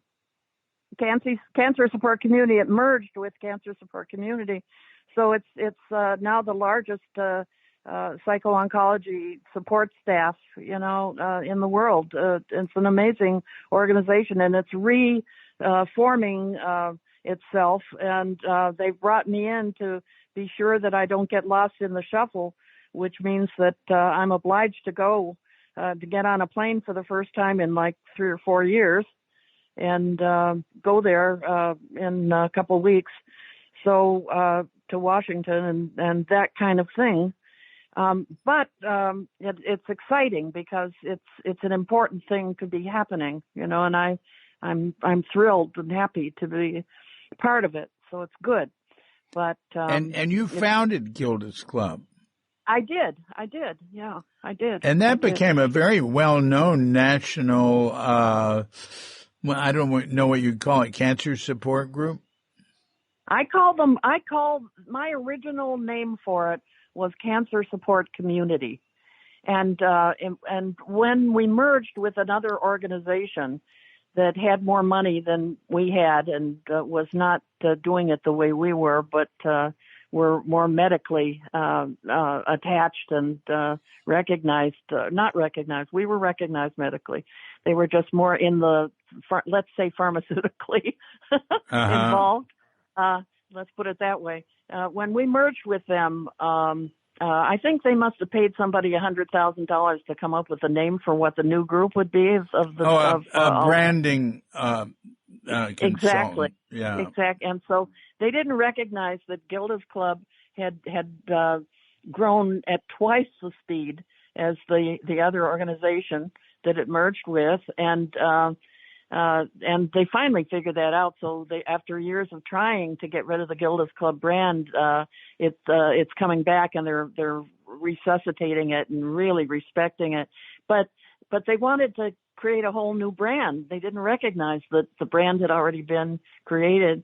And I think, you know, who knows what they paid somebody to come up with Cancer Support Community. That's the name of the larger organization. Yeah, I can't believe that people do that. Zen Center did that. Zen Center has done that. I don't know. I can't remember what for, but man, what did they do? I can't remember why, but I remember they paid some branding outfit, or at least I heard rumors of it. You know, back ridiculous. In my day, we didn't, you know, we didn't pay lawyers. We gave them a loaf of bread, and well, it just evolved into just, well, I think it's inevitable, though. I don't think that can be stopped. We were a slave labor organization that everybody wanted to help, and that's You were. Something in the initial years or period. Well, let me ask: Did you know Gilda Radner? Okay, I'm going to tell you this, and then we'll get off, and we'll talk in a few weeks. I'll tell you this just to whet your interest. Yeah. She was my private client in cancer psychotherapy. Oh. When she was diagnosed with ovarian cancer, and I was diagnosed with chronic lymphocytic leukemia, 0 stage. It never developed into anything. Gene Wilder got the same thing, and it did develop. He had to have a whole new thing put in him, But I was thing. Wait a minute. What do you mean thing? Well, they put on. I'm so out of the so distant from and keep myself distant from the medical aspect of it as much as I can these days. Bone marrow transplant. All right. Yeah. I mean, I haven't even thought of that for 3 years or 2 years. No, I was thinking about him the other day, and in fact dreamed about him a couple nights ago. But anyway, it turned out that Gilda's oncologist, or not her oncologist, her chemotherapist was my oncologist, and he was doing a really intensive test on me to make sure that I had CLL, chronic lymphocytic leukemia, which I did, but it was 0 stage. But he noticed how I was able to completely relax. And without any preparation or, I could let a great big long needle go into my hip and relax and go into a complete state of ease and trust and so on.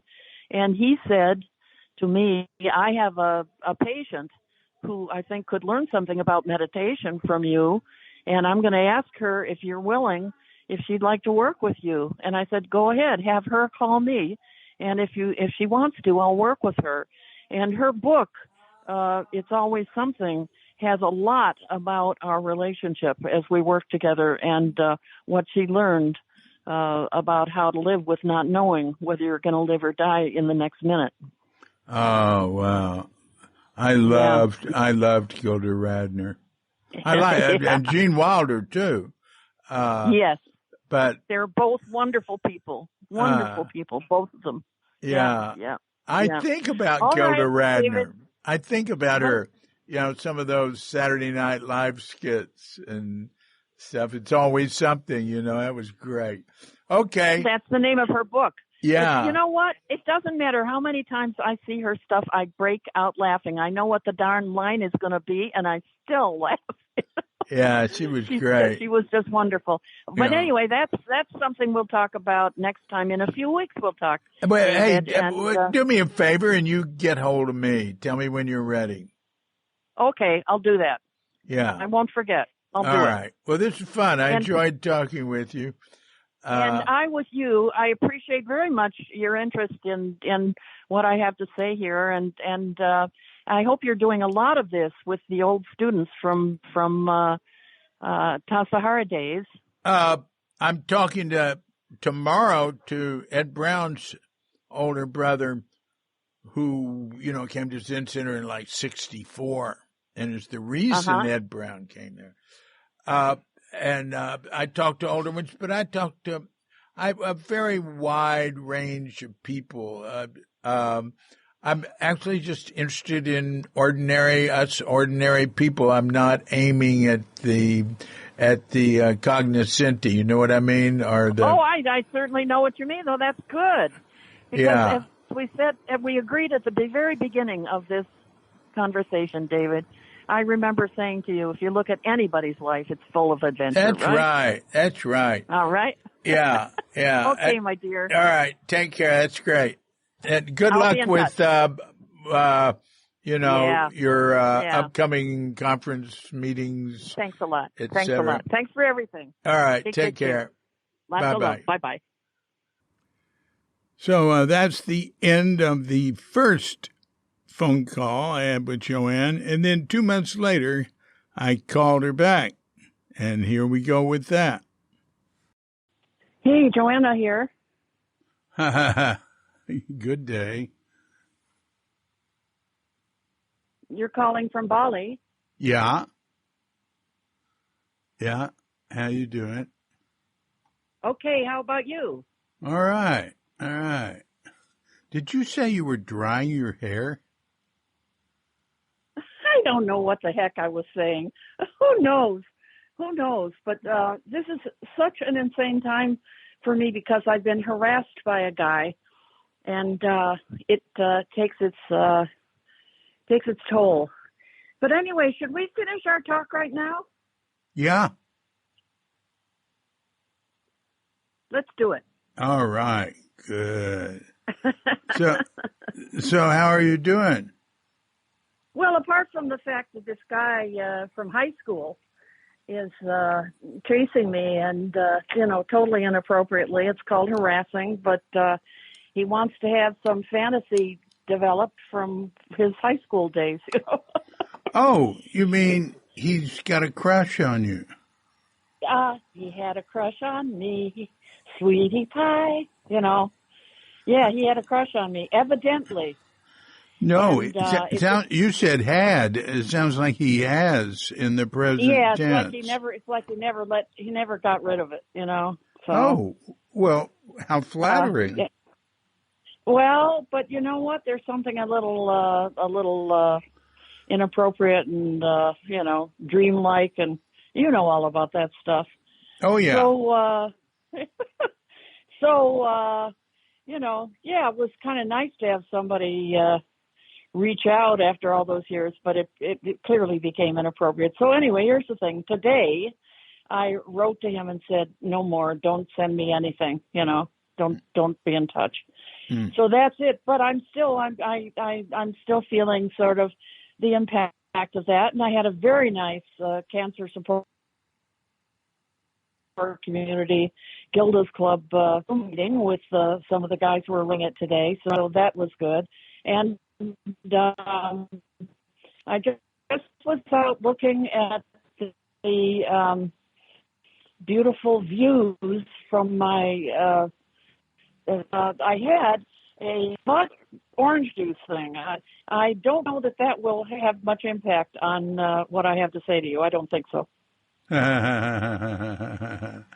Now, where are you located? Do you ever do something like that? Do I ever what? Do something like that. Have a vodka orange thing looking out at the evening. Oh, vodka? Oh, not for 19 years. Oh, okay. Oh, that's good. That's good. Yeah. Anyway, it's no big deal. I have my wits about me, and it wasn't that big a thing, and just sat out there and relaxed for a few minutes. And yeah. And I've got dinner that I have begun to prepare, so it's on its way. Mm-hmm. So it can sit for a while before I actually turn on the oven and start cooking. So let's go. All right. Yeah. So in our last conversation, as I recall, we covered most ground pretty well, except what you had done in your with Gilda's Club and cancer support and all that. So why don't you tell about how that got going? You were a therapist in New York or something. Yes, actually in California, marriage, family counselor, therapist, master's level, and I was almost a PhD at the College of Oriental Studies with fabulous teachers there. A guy from Brown who had done a lot of translating, and I mean, just amazing people. But I was offered this job to run a clinic, and the clinic was just absolutely brand new, and it was a place that was not in a hospital. It was freestanding, and they were trying to see what would happen if you weren't in a hospital setting, but you brought people with cancer together. And that was put together by a psychologist who came and went. I never even met him, but I was in the, that was far off in the desert at a sort of a retreat. And someone there said, we're looking for someone to run this clinic, and we'd like to have you consider it. And I was still getting my master's degree, but because, and here's the Zen connection, because I had that time at Tassajara, they thought that I had some spiritual understanding. That just shows you how ridiculous it can get. I've encountered the same phenomena in my life. Yeah, I'm sure you have. So anyway, I went for this interview, and they wanted me on the spot, and it happened that this was the very first really extensive exploration of what would happen if people got together in a non-hospital setting where they were just keeping track of how many people survived and how many people did with breast cancer that David Siegel was doing. And there was a psychologist named Irvin Yalom who was running some groups in a hospital, but none of it had any of the sense of what I was coming across, which I could see involved people in a non-hospital setting building community together and getting to know each other through these various studies and groups that they were doing, and getting together for social events and building community. And I happened to be clinic director of this thing. And the problem was that they wanted to spend money. This group of people who put this together, they wanted to earn money, and they wanted people with cancer to spend money who didn't have it. And that was extremely painful to me, because people would come in and they want to get together and be part of the community, but there was no place for them. They didn't have the money, and they'd walk away. It was heartbreaking. So I came across a guy who had a lot of money, who had been with his family in a community of drug addicts and ex-people who had gone through that kind of thing. And he was interested in community and interested in cancer because he knew about the originator of the kind of group psychotherapy that Hal Stone, who had put this place together that I was at, he knew about that. And I thought that I could raise some money when he invited me to breakfast, but it turned out he wanted a job there himself. And he was a one-man band. They didn't want him there. So what he did was he pulled me away to run his organization. He'd only been open for 11 months, and his organizer, his psychotherapist organizer, who was a cancer survivor, had a recurrence, had to go back up, had to leave. And so I walked right into this place where I was given the freedom to build a program that really didn't exist. So I took what had been at this original place called the Center for the Healing Arts, that had the basics of support and networking groups, lectures and workshops, social events. I took all that and I created a program at a place that we called the Wellness Community. And the guy with the money who brought me in there was busy getting a PhD and writing a book about it. And so I got to do the training and the supervision, and I even got to start the second one. The first one was in Santa Monica. I even got to start the second one in Redondo Beach from scratch. The money was there, but I discovered the place, showed the place, and built it together and did the whole thing. Then I'd come back and supervise. It was an amazing and wonderful time. But at a certain point, it became clear that this guy who had written his book and got his PhD wasn't happy to have me around. And he was growing. It was becoming a national organization. And so when I was about to become the the head of the national organization, which I could see he was very reluctant about, I went off to Bali for about 6 weeks, and I got a letter saying that he was firing me. And that was the beginning of my freedom, because I had already created a relationship with Gilda Radner, Gene Wilder, Mandy Patinkin, Joel Siegel, and they wanted me in New York to take my ideas and make it happen. And that was the beginning of Gilda's Club. What year were you here in Bali? You know what? I wish I remembered. I don't. I'm terrible on years, but I'm not sure. Which decade? That I might be able to tell you. That was definitely in the 80s. Yeah. Early 80s, Yeah, mid 80s, or late 80s? Well, let me see. Let me think if there's some way, because I really don't pay attention much to the dates, and I can hardly believe that I'm 86 and a half years old because I haven't paid any attention to that. But I know that I decided that I would, it had to be in the late 80s. Yeah. All right. Yeah. And did you ever meet a guy who played Tibetan bells and lived in that area?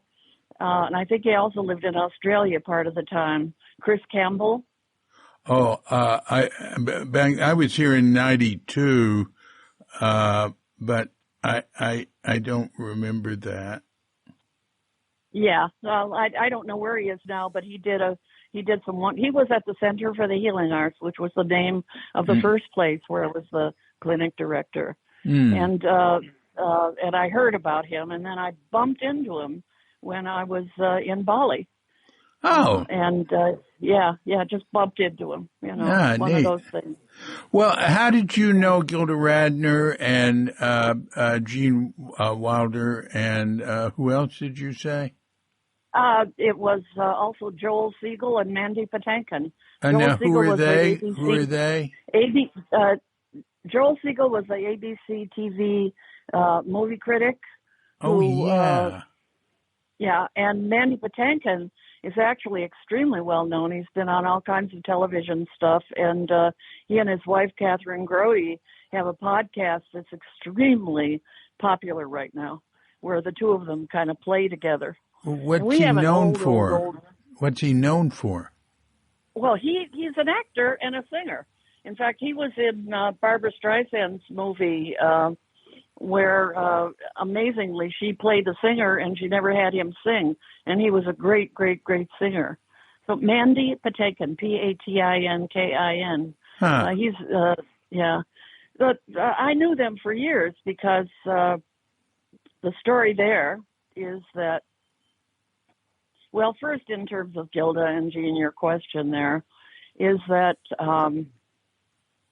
after I had this crazy trip to Mexico with a couple of friends where I climbed on the front of the train in the Tarahumara wilderness in Chihuahua, and those are the days before it was a tourist place where you could do things like that. And the guy let me just ride in the front of the plane, and all this train, and all this stuff was coming up toward me. So I got back and I got sick, and I thought, gee, maybe I caught something doing that. Maybe stuff came up, and I went to a doctor who referred me to an oncologist, and he said that he wanted to test me, and he tested me thoroughly with a great big long needle, and he found that I had chronic lymphocytic leukemia, early stage.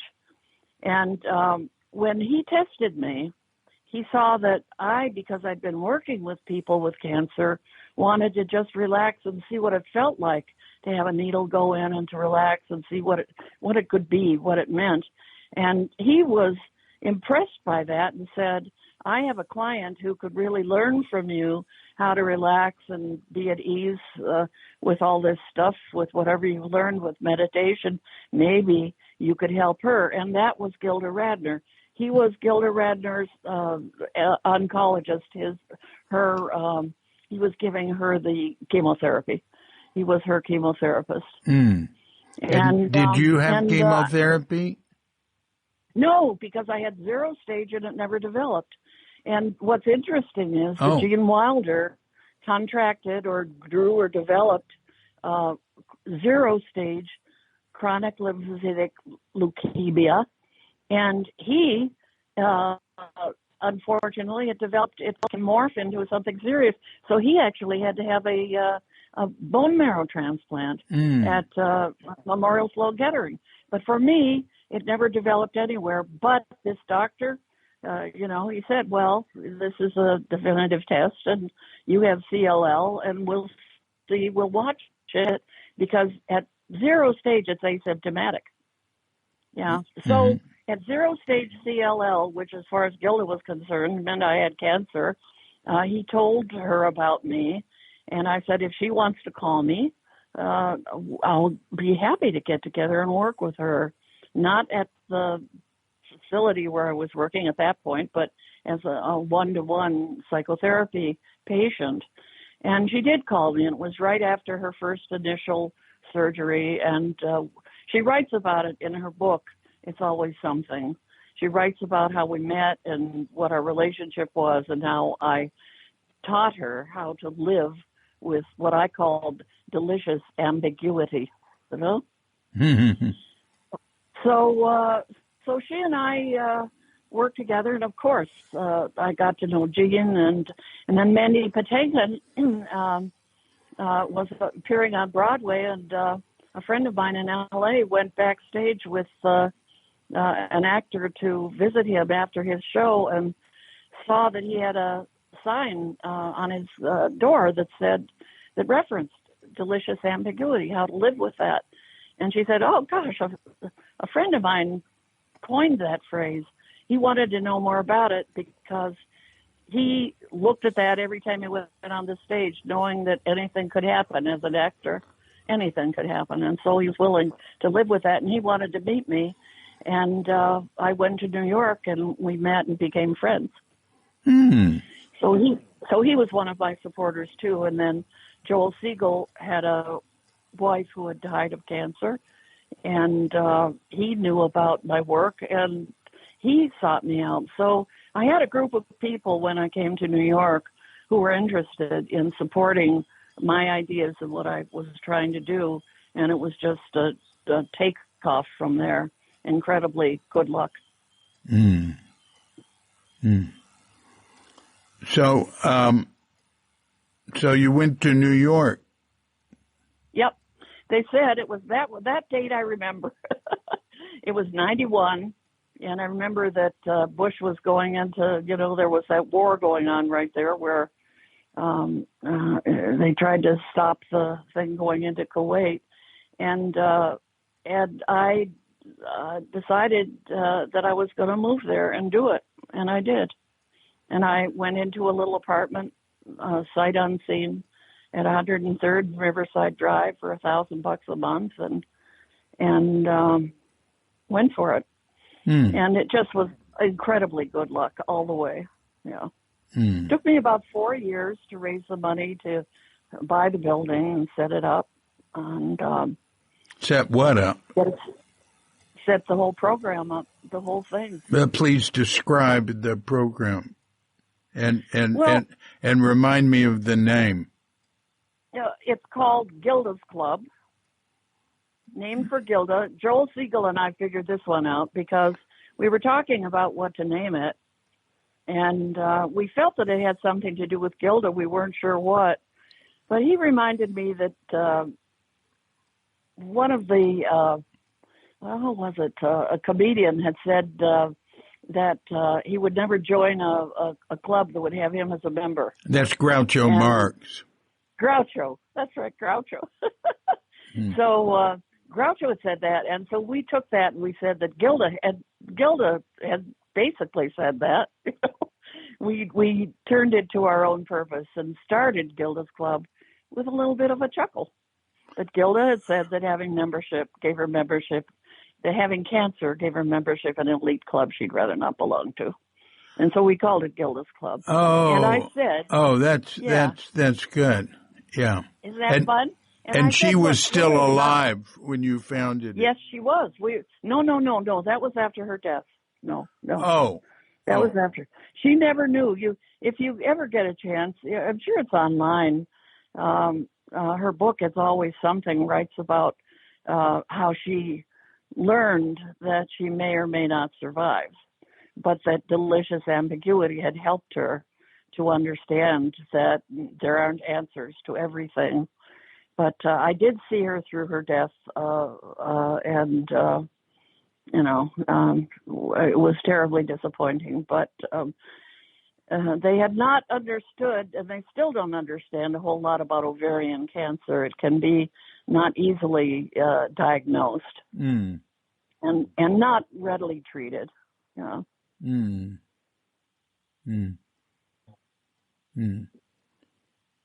So you founded Gilda's Club in New York, and Yep. what did it do?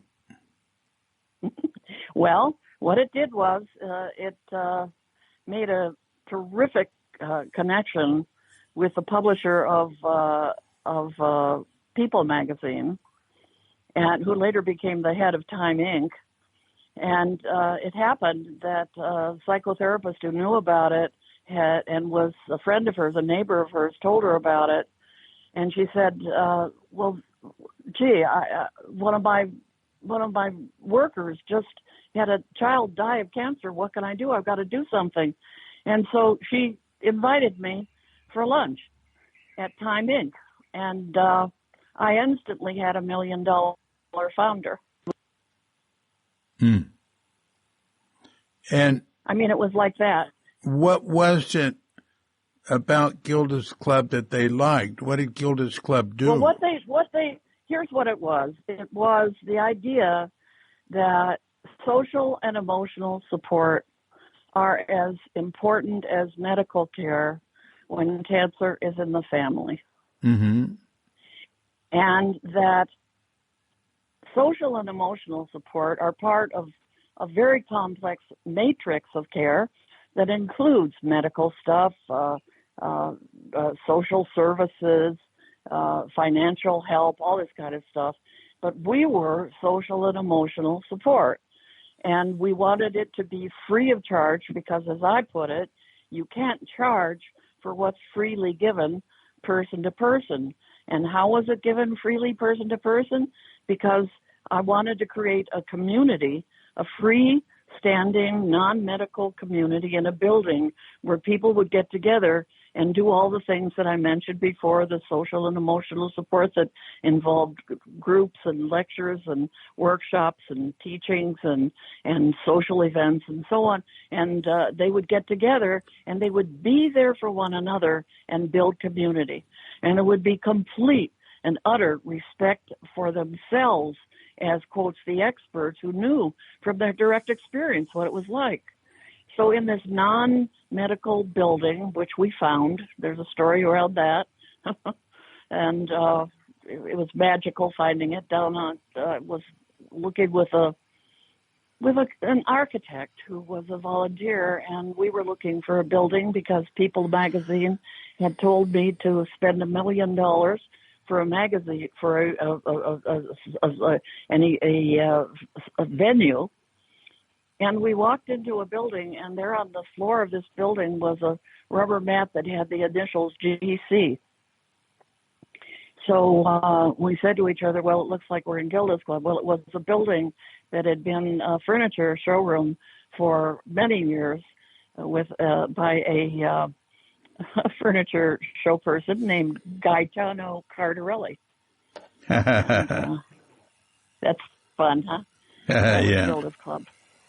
Yeah. And so it was a place where people could come free of charge, and a very complex program where you could see what you want, what you needed to take control and structure your social and emotional support while building community.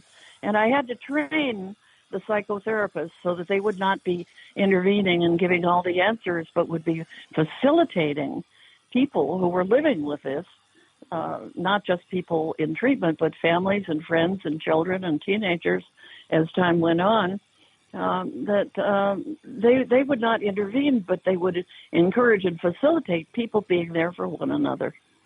Did Gilda's club extend outside of that building?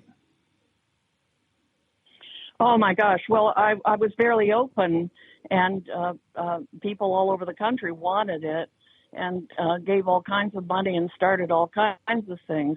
As far as outside of that building, at that time, I said, what we need to do is establish that this is a community where people come free of charge. It's their place. They walk in the door. They feel it. They enjoy it. And then, as we've established this, that it is that kind of community, we can take Gilda's Club into hospital settings and, where we can have little mini clubs and people can get a sense of how there can be a community and hopefully be directed back to the clubhouse, as we called it, themselves. And that kind of happened. And I set up all of the group rooms so that people could phone in if they couldn't come in. And family members, if they were across the country, could phone in and be members of family groups and so on. So I really was looking ahead. Now that we've merged with Cancer Support Community, there's much more of that. And I did have a meeting with them just today. They're coming along. I'm with it. I'm behind it. And they're very glad that I'm still with it as they keep transitioning. And it's growing, and it's becoming more medical.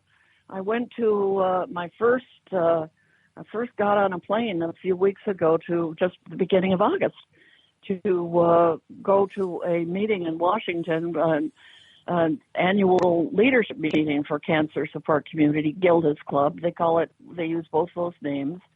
And there were people there who were telling me that they were very happy that I was there, and they loved the program, and they were continuing to do it, even though there was a lot of medical connection with it. In fact, the medical director of Pfizer approached me and said, and this made me laugh because of how I feel about pharmaceutical companies, but he was there, and he said that he'd heard about me for years, and he was honored to meet me, and he was so glad that Gilda's Club was still going, Well,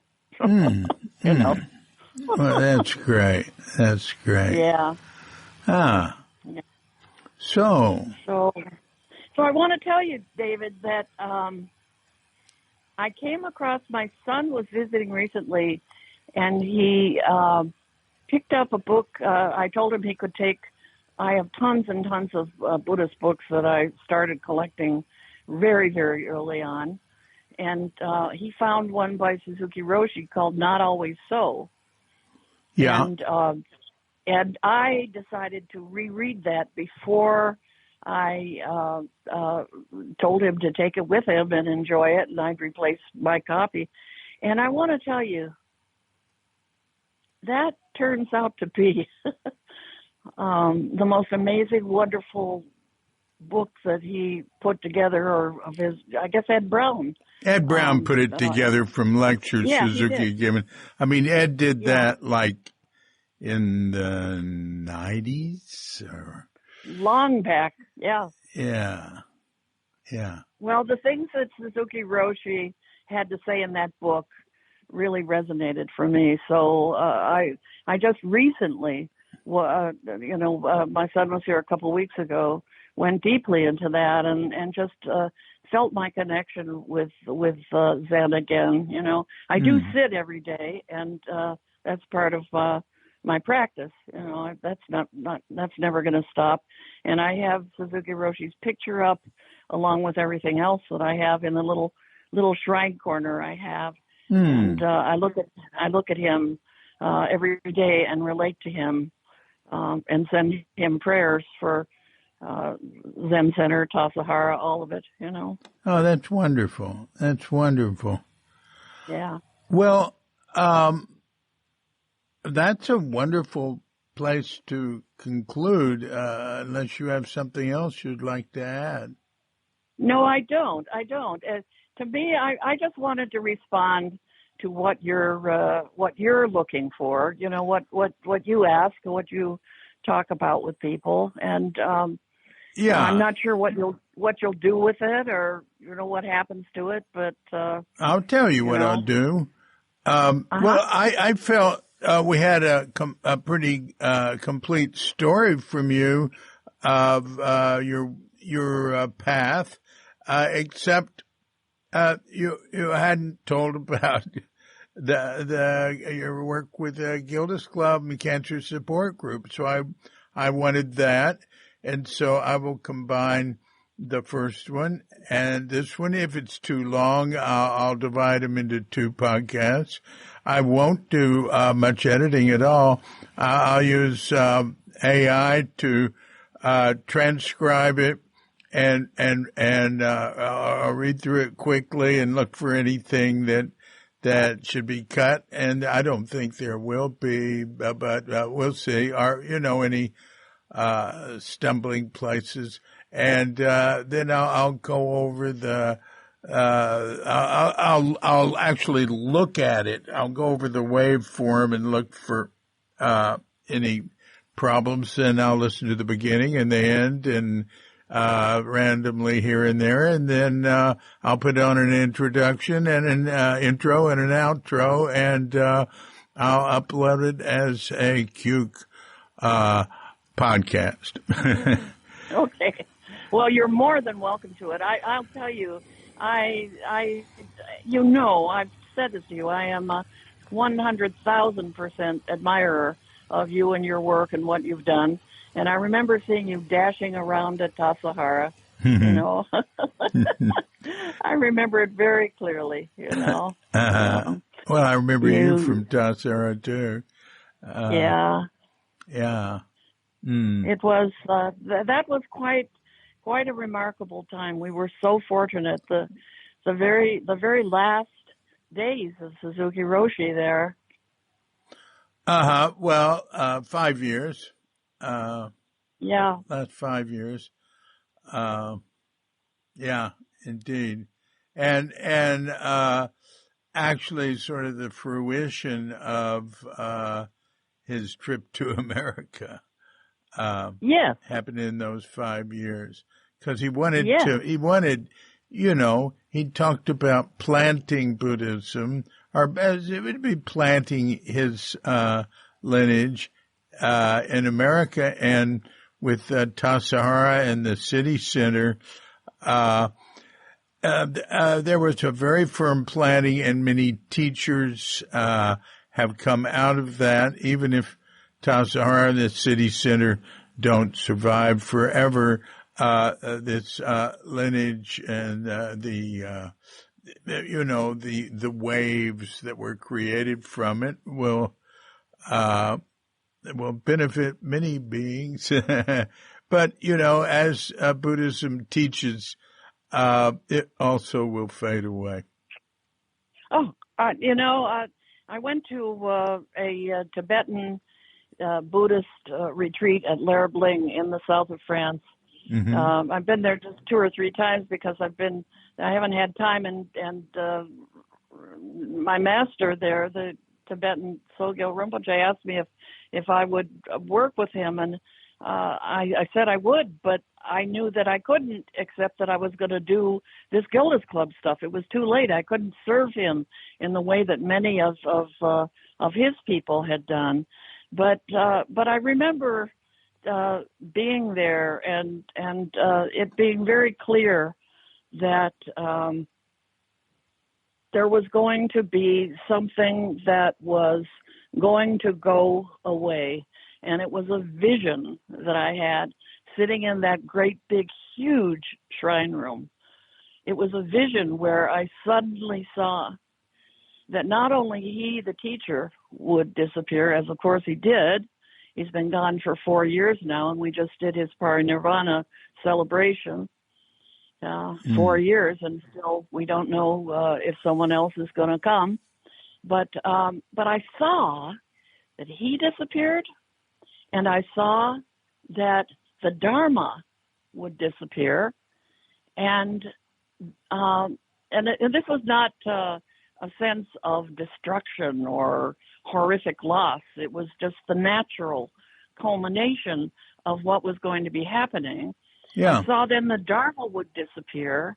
And then the last thing that I saw, Dave, was that it was very, very humorous. Well,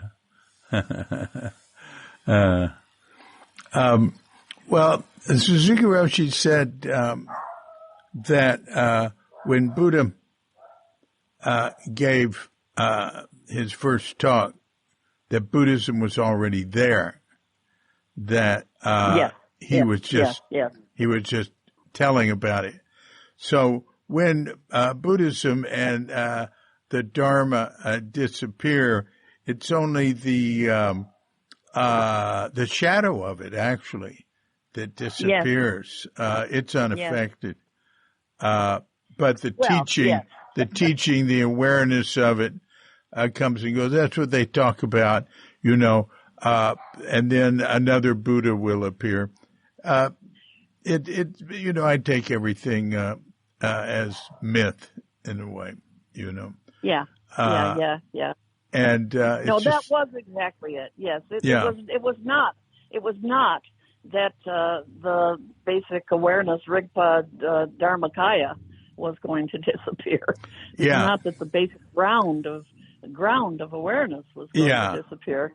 It was that this teacher, this teaching, the attachment to it, all this kind of stuff, and what was probably humorous was that we had taken the myths so seriously. That's right.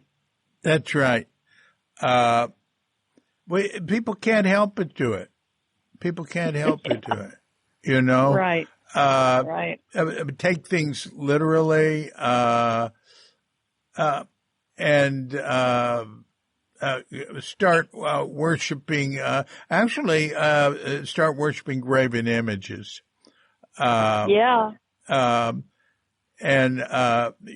Worshiping words, worshiping ideas, worshiping images, people, all of it is like worshiping graven images that was warned long ago not to do it. But it's very hard not to. Well, it is.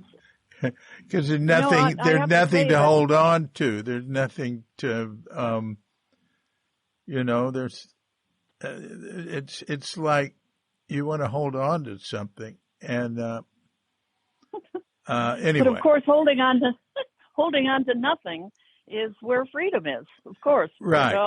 Right. And then letting go of nothing.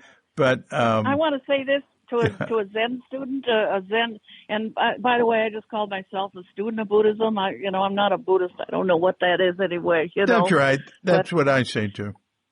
Yeah. But I want to say that I think often of shikantaza and how when you're just sitting, letting go of absolutely everything else, just letting go of everything, just sitting. There's nothing but just sitting as your practice.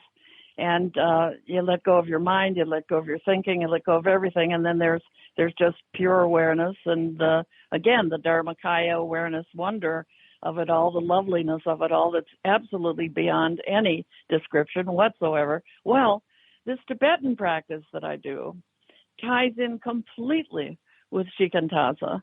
It's called Siksum Nedek, hitting the essence in 3 words. And what it does is it teaches you to simply sit, shikantaza, simply sit and watch the thinking rise and fall simultaneously. Go, as soon as it comes up, it's gone, because that's what thinking is.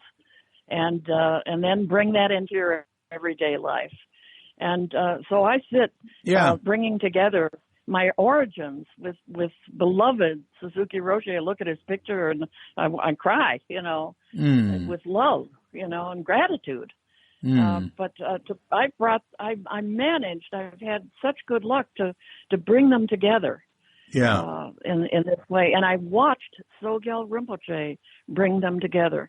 I gave him stuff from Wendell, and slowly but surely, because he used to, when I first met him, he was kind of disparaging Zen as, a little bit inferior to the great exploratory thinking and insights of Tibetan Buddhism. Yeah. And I watched him slowly get rid of that, because first of all, he recognized Suzuki Roshi as a great, great master. I told you in our first interview, that's how I first came across Suzuki Roshi, or came across Tibetan Buddhism, because Sogyo was teaching on Suzuki Roshi, But that's how I first came across Tibetan Buddhism, because I'd been sitting for 10 years and didn't find a master that I related to in any way. And here was somebody teaching about Suzuki Roshi, and that's when I decided, okay, I've always found Tibetan Buddhism fascinating. Let's go for it. That's very interesting. That's very interesting. I think the way you talk about practice, I think it brings up another point, is that we don't want to worship graven images. We don't want to be attached and clingy, but we shouldn't get rid of that which we're attaching to and worshiping. Is we have to live with symbols and teaching and all that stuff. We just shouldn't be caught by it, Absolutely. Well said. Yeah. And so is there a chance that you're going to do another edition of the fabulous biography that you wrote, that I've read 2 or 3 times now, of Suzuki Roshi? Well, I'm just finishing up a book called Tassajara Stories, The Early Years with Shunryu Suzuki. It focuses a lot on students. It focuses mainly on students and Tassajara, but he's certainly in there quite a bit. And there's it's almost entirely new material. There's very, very little from Crooked Cucumber. But there were a few things that I thought really were worth repeating there, and Well, okay. Well, Crooked Cucumber by itself is, as far as I'm concerned, no second edition was needed. It was, complete and wonderful, and yeah. But at some point I thought you'd mentioned that you were thinking about that, so I wanted to ask. Well, actually, Cuke.com, the Cuke Archives, is, in a sense, it's a vast production of that presents Suzuki Roshi's teaching. It's got all the lectures in every form, edited verbatim. We do minimum edits, so they're easier to read. We've got all the audio. We've got all the video and film. But we've got, it's incredible. It's incredible. Yeah. We've got memories. We've got memories of hundreds of people, but also we've got their lives. So there's a tremendous amount on other people and by other people and related stuff. It's sort of, I think of it as like the Winchester Mystery House, where the woman kept adding rooms and staircases to nowhere, and everything just went on and on. Except it's on a much vaster scale. And so vast is the word that keeps coming to me as I listen to. Yeah, and there's a fellow that works with me, Peter Ford, and Wendy Piercig helping. And Peter really does more on it than I do. It's like he's running it now, and I'm on special projects, but we're in constant communication every day. Very good. And your relationship with Zen Center, what is it? It's cordial. I have a relationship with individuals. You know, I had exchanges with the president of the Zen Center that were really nice. The Zen Center sort of ignores Cuke Archives, and that's fine. You know, it's an institution, and it tends to promote what it's doing. And that's what they do. Yeah. Yeah. And that's okay.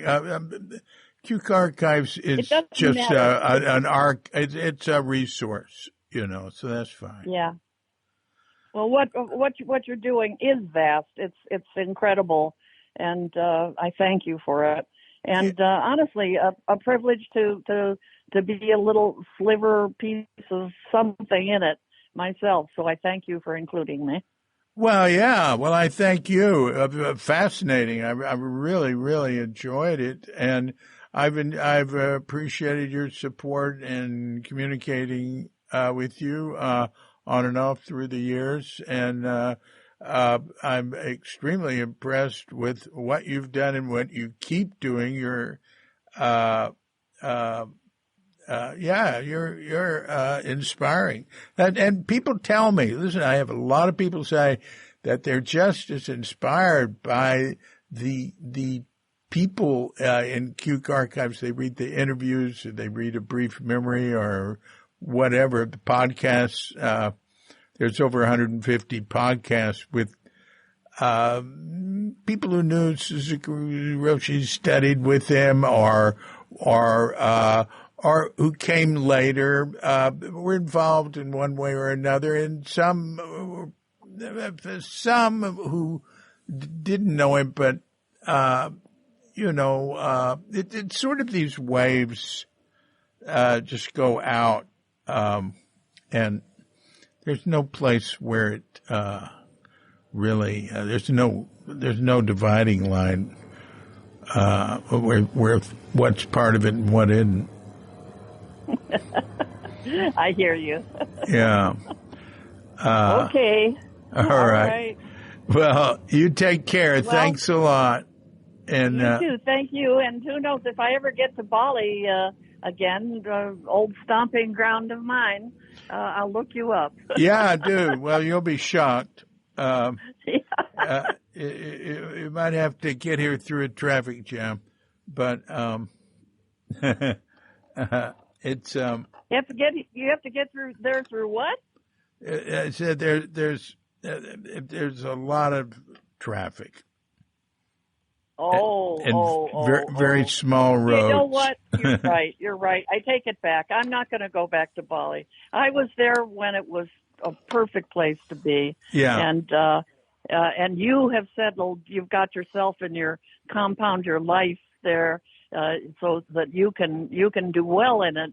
But to come back as a tourist now would not be a smart thing to do. Yeah, that's what I'd say. I'd say it's a good place to live, but I wouldn't want to visit here. You got it. But actually, people can enjoy it if they visit. But I think it can be disappointing because the hype on it is so overwhelming, and it's pretty much all you see in the media.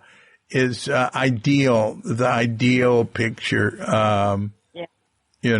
like car advertisements. Car advertisements will tend to have cars driving and no other car on the road, right? Even if it's in New York City. Right. Well, you know what I say these days? It's not a crazy world. It's a crazed world. Crazed world. All right. Yeah. With delicious ambiguity. Exactly. All right. You take good care. Yeah. Lots of love. Take care. Yeah, you too. Bye-bye.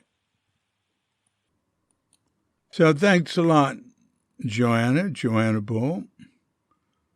That's quite a path you've traveled. And, she mentioned here first that she'd love to have a sequel or some, or a second edition of Crooked Cucumber. And then she said, well, it doesn't need one. It's complete. And then I said, well, I'm working on Tassar Stories. But I wanted to point out there is a second edition of Crooked Cucumber, and it exists in paper only in the German translation, but the audiobook is second edition. And, her comment saying it's complete as it is, well, yeah, but, there were things that needed to be corrected. There were some stories that, I learned things. There were 20 years between. Some stories were retold more accurately, and a bunch of stuff was corrected, little things. I didn't do anything, I did as little as possible, but there are many pages. Well, it's online, so it's all one page of all the correction you can see online on Cuke.com in the Crooked Cucumber department there. Just go to Cuke.com, hit publications, and then hit Crooked Cucumber. Anyway, Joanne, please continue living your life of delicious ambiguity. That's quite a phrase. This has been a Cuke audio podcast. I'm D.C. Puba of Cuke Archives and Cuke Audio, coming to you from Sleepy Sanur with Doggy Bandita and dear lovely Katrinka. And we're wishing you and yours and all of us a grand awakening.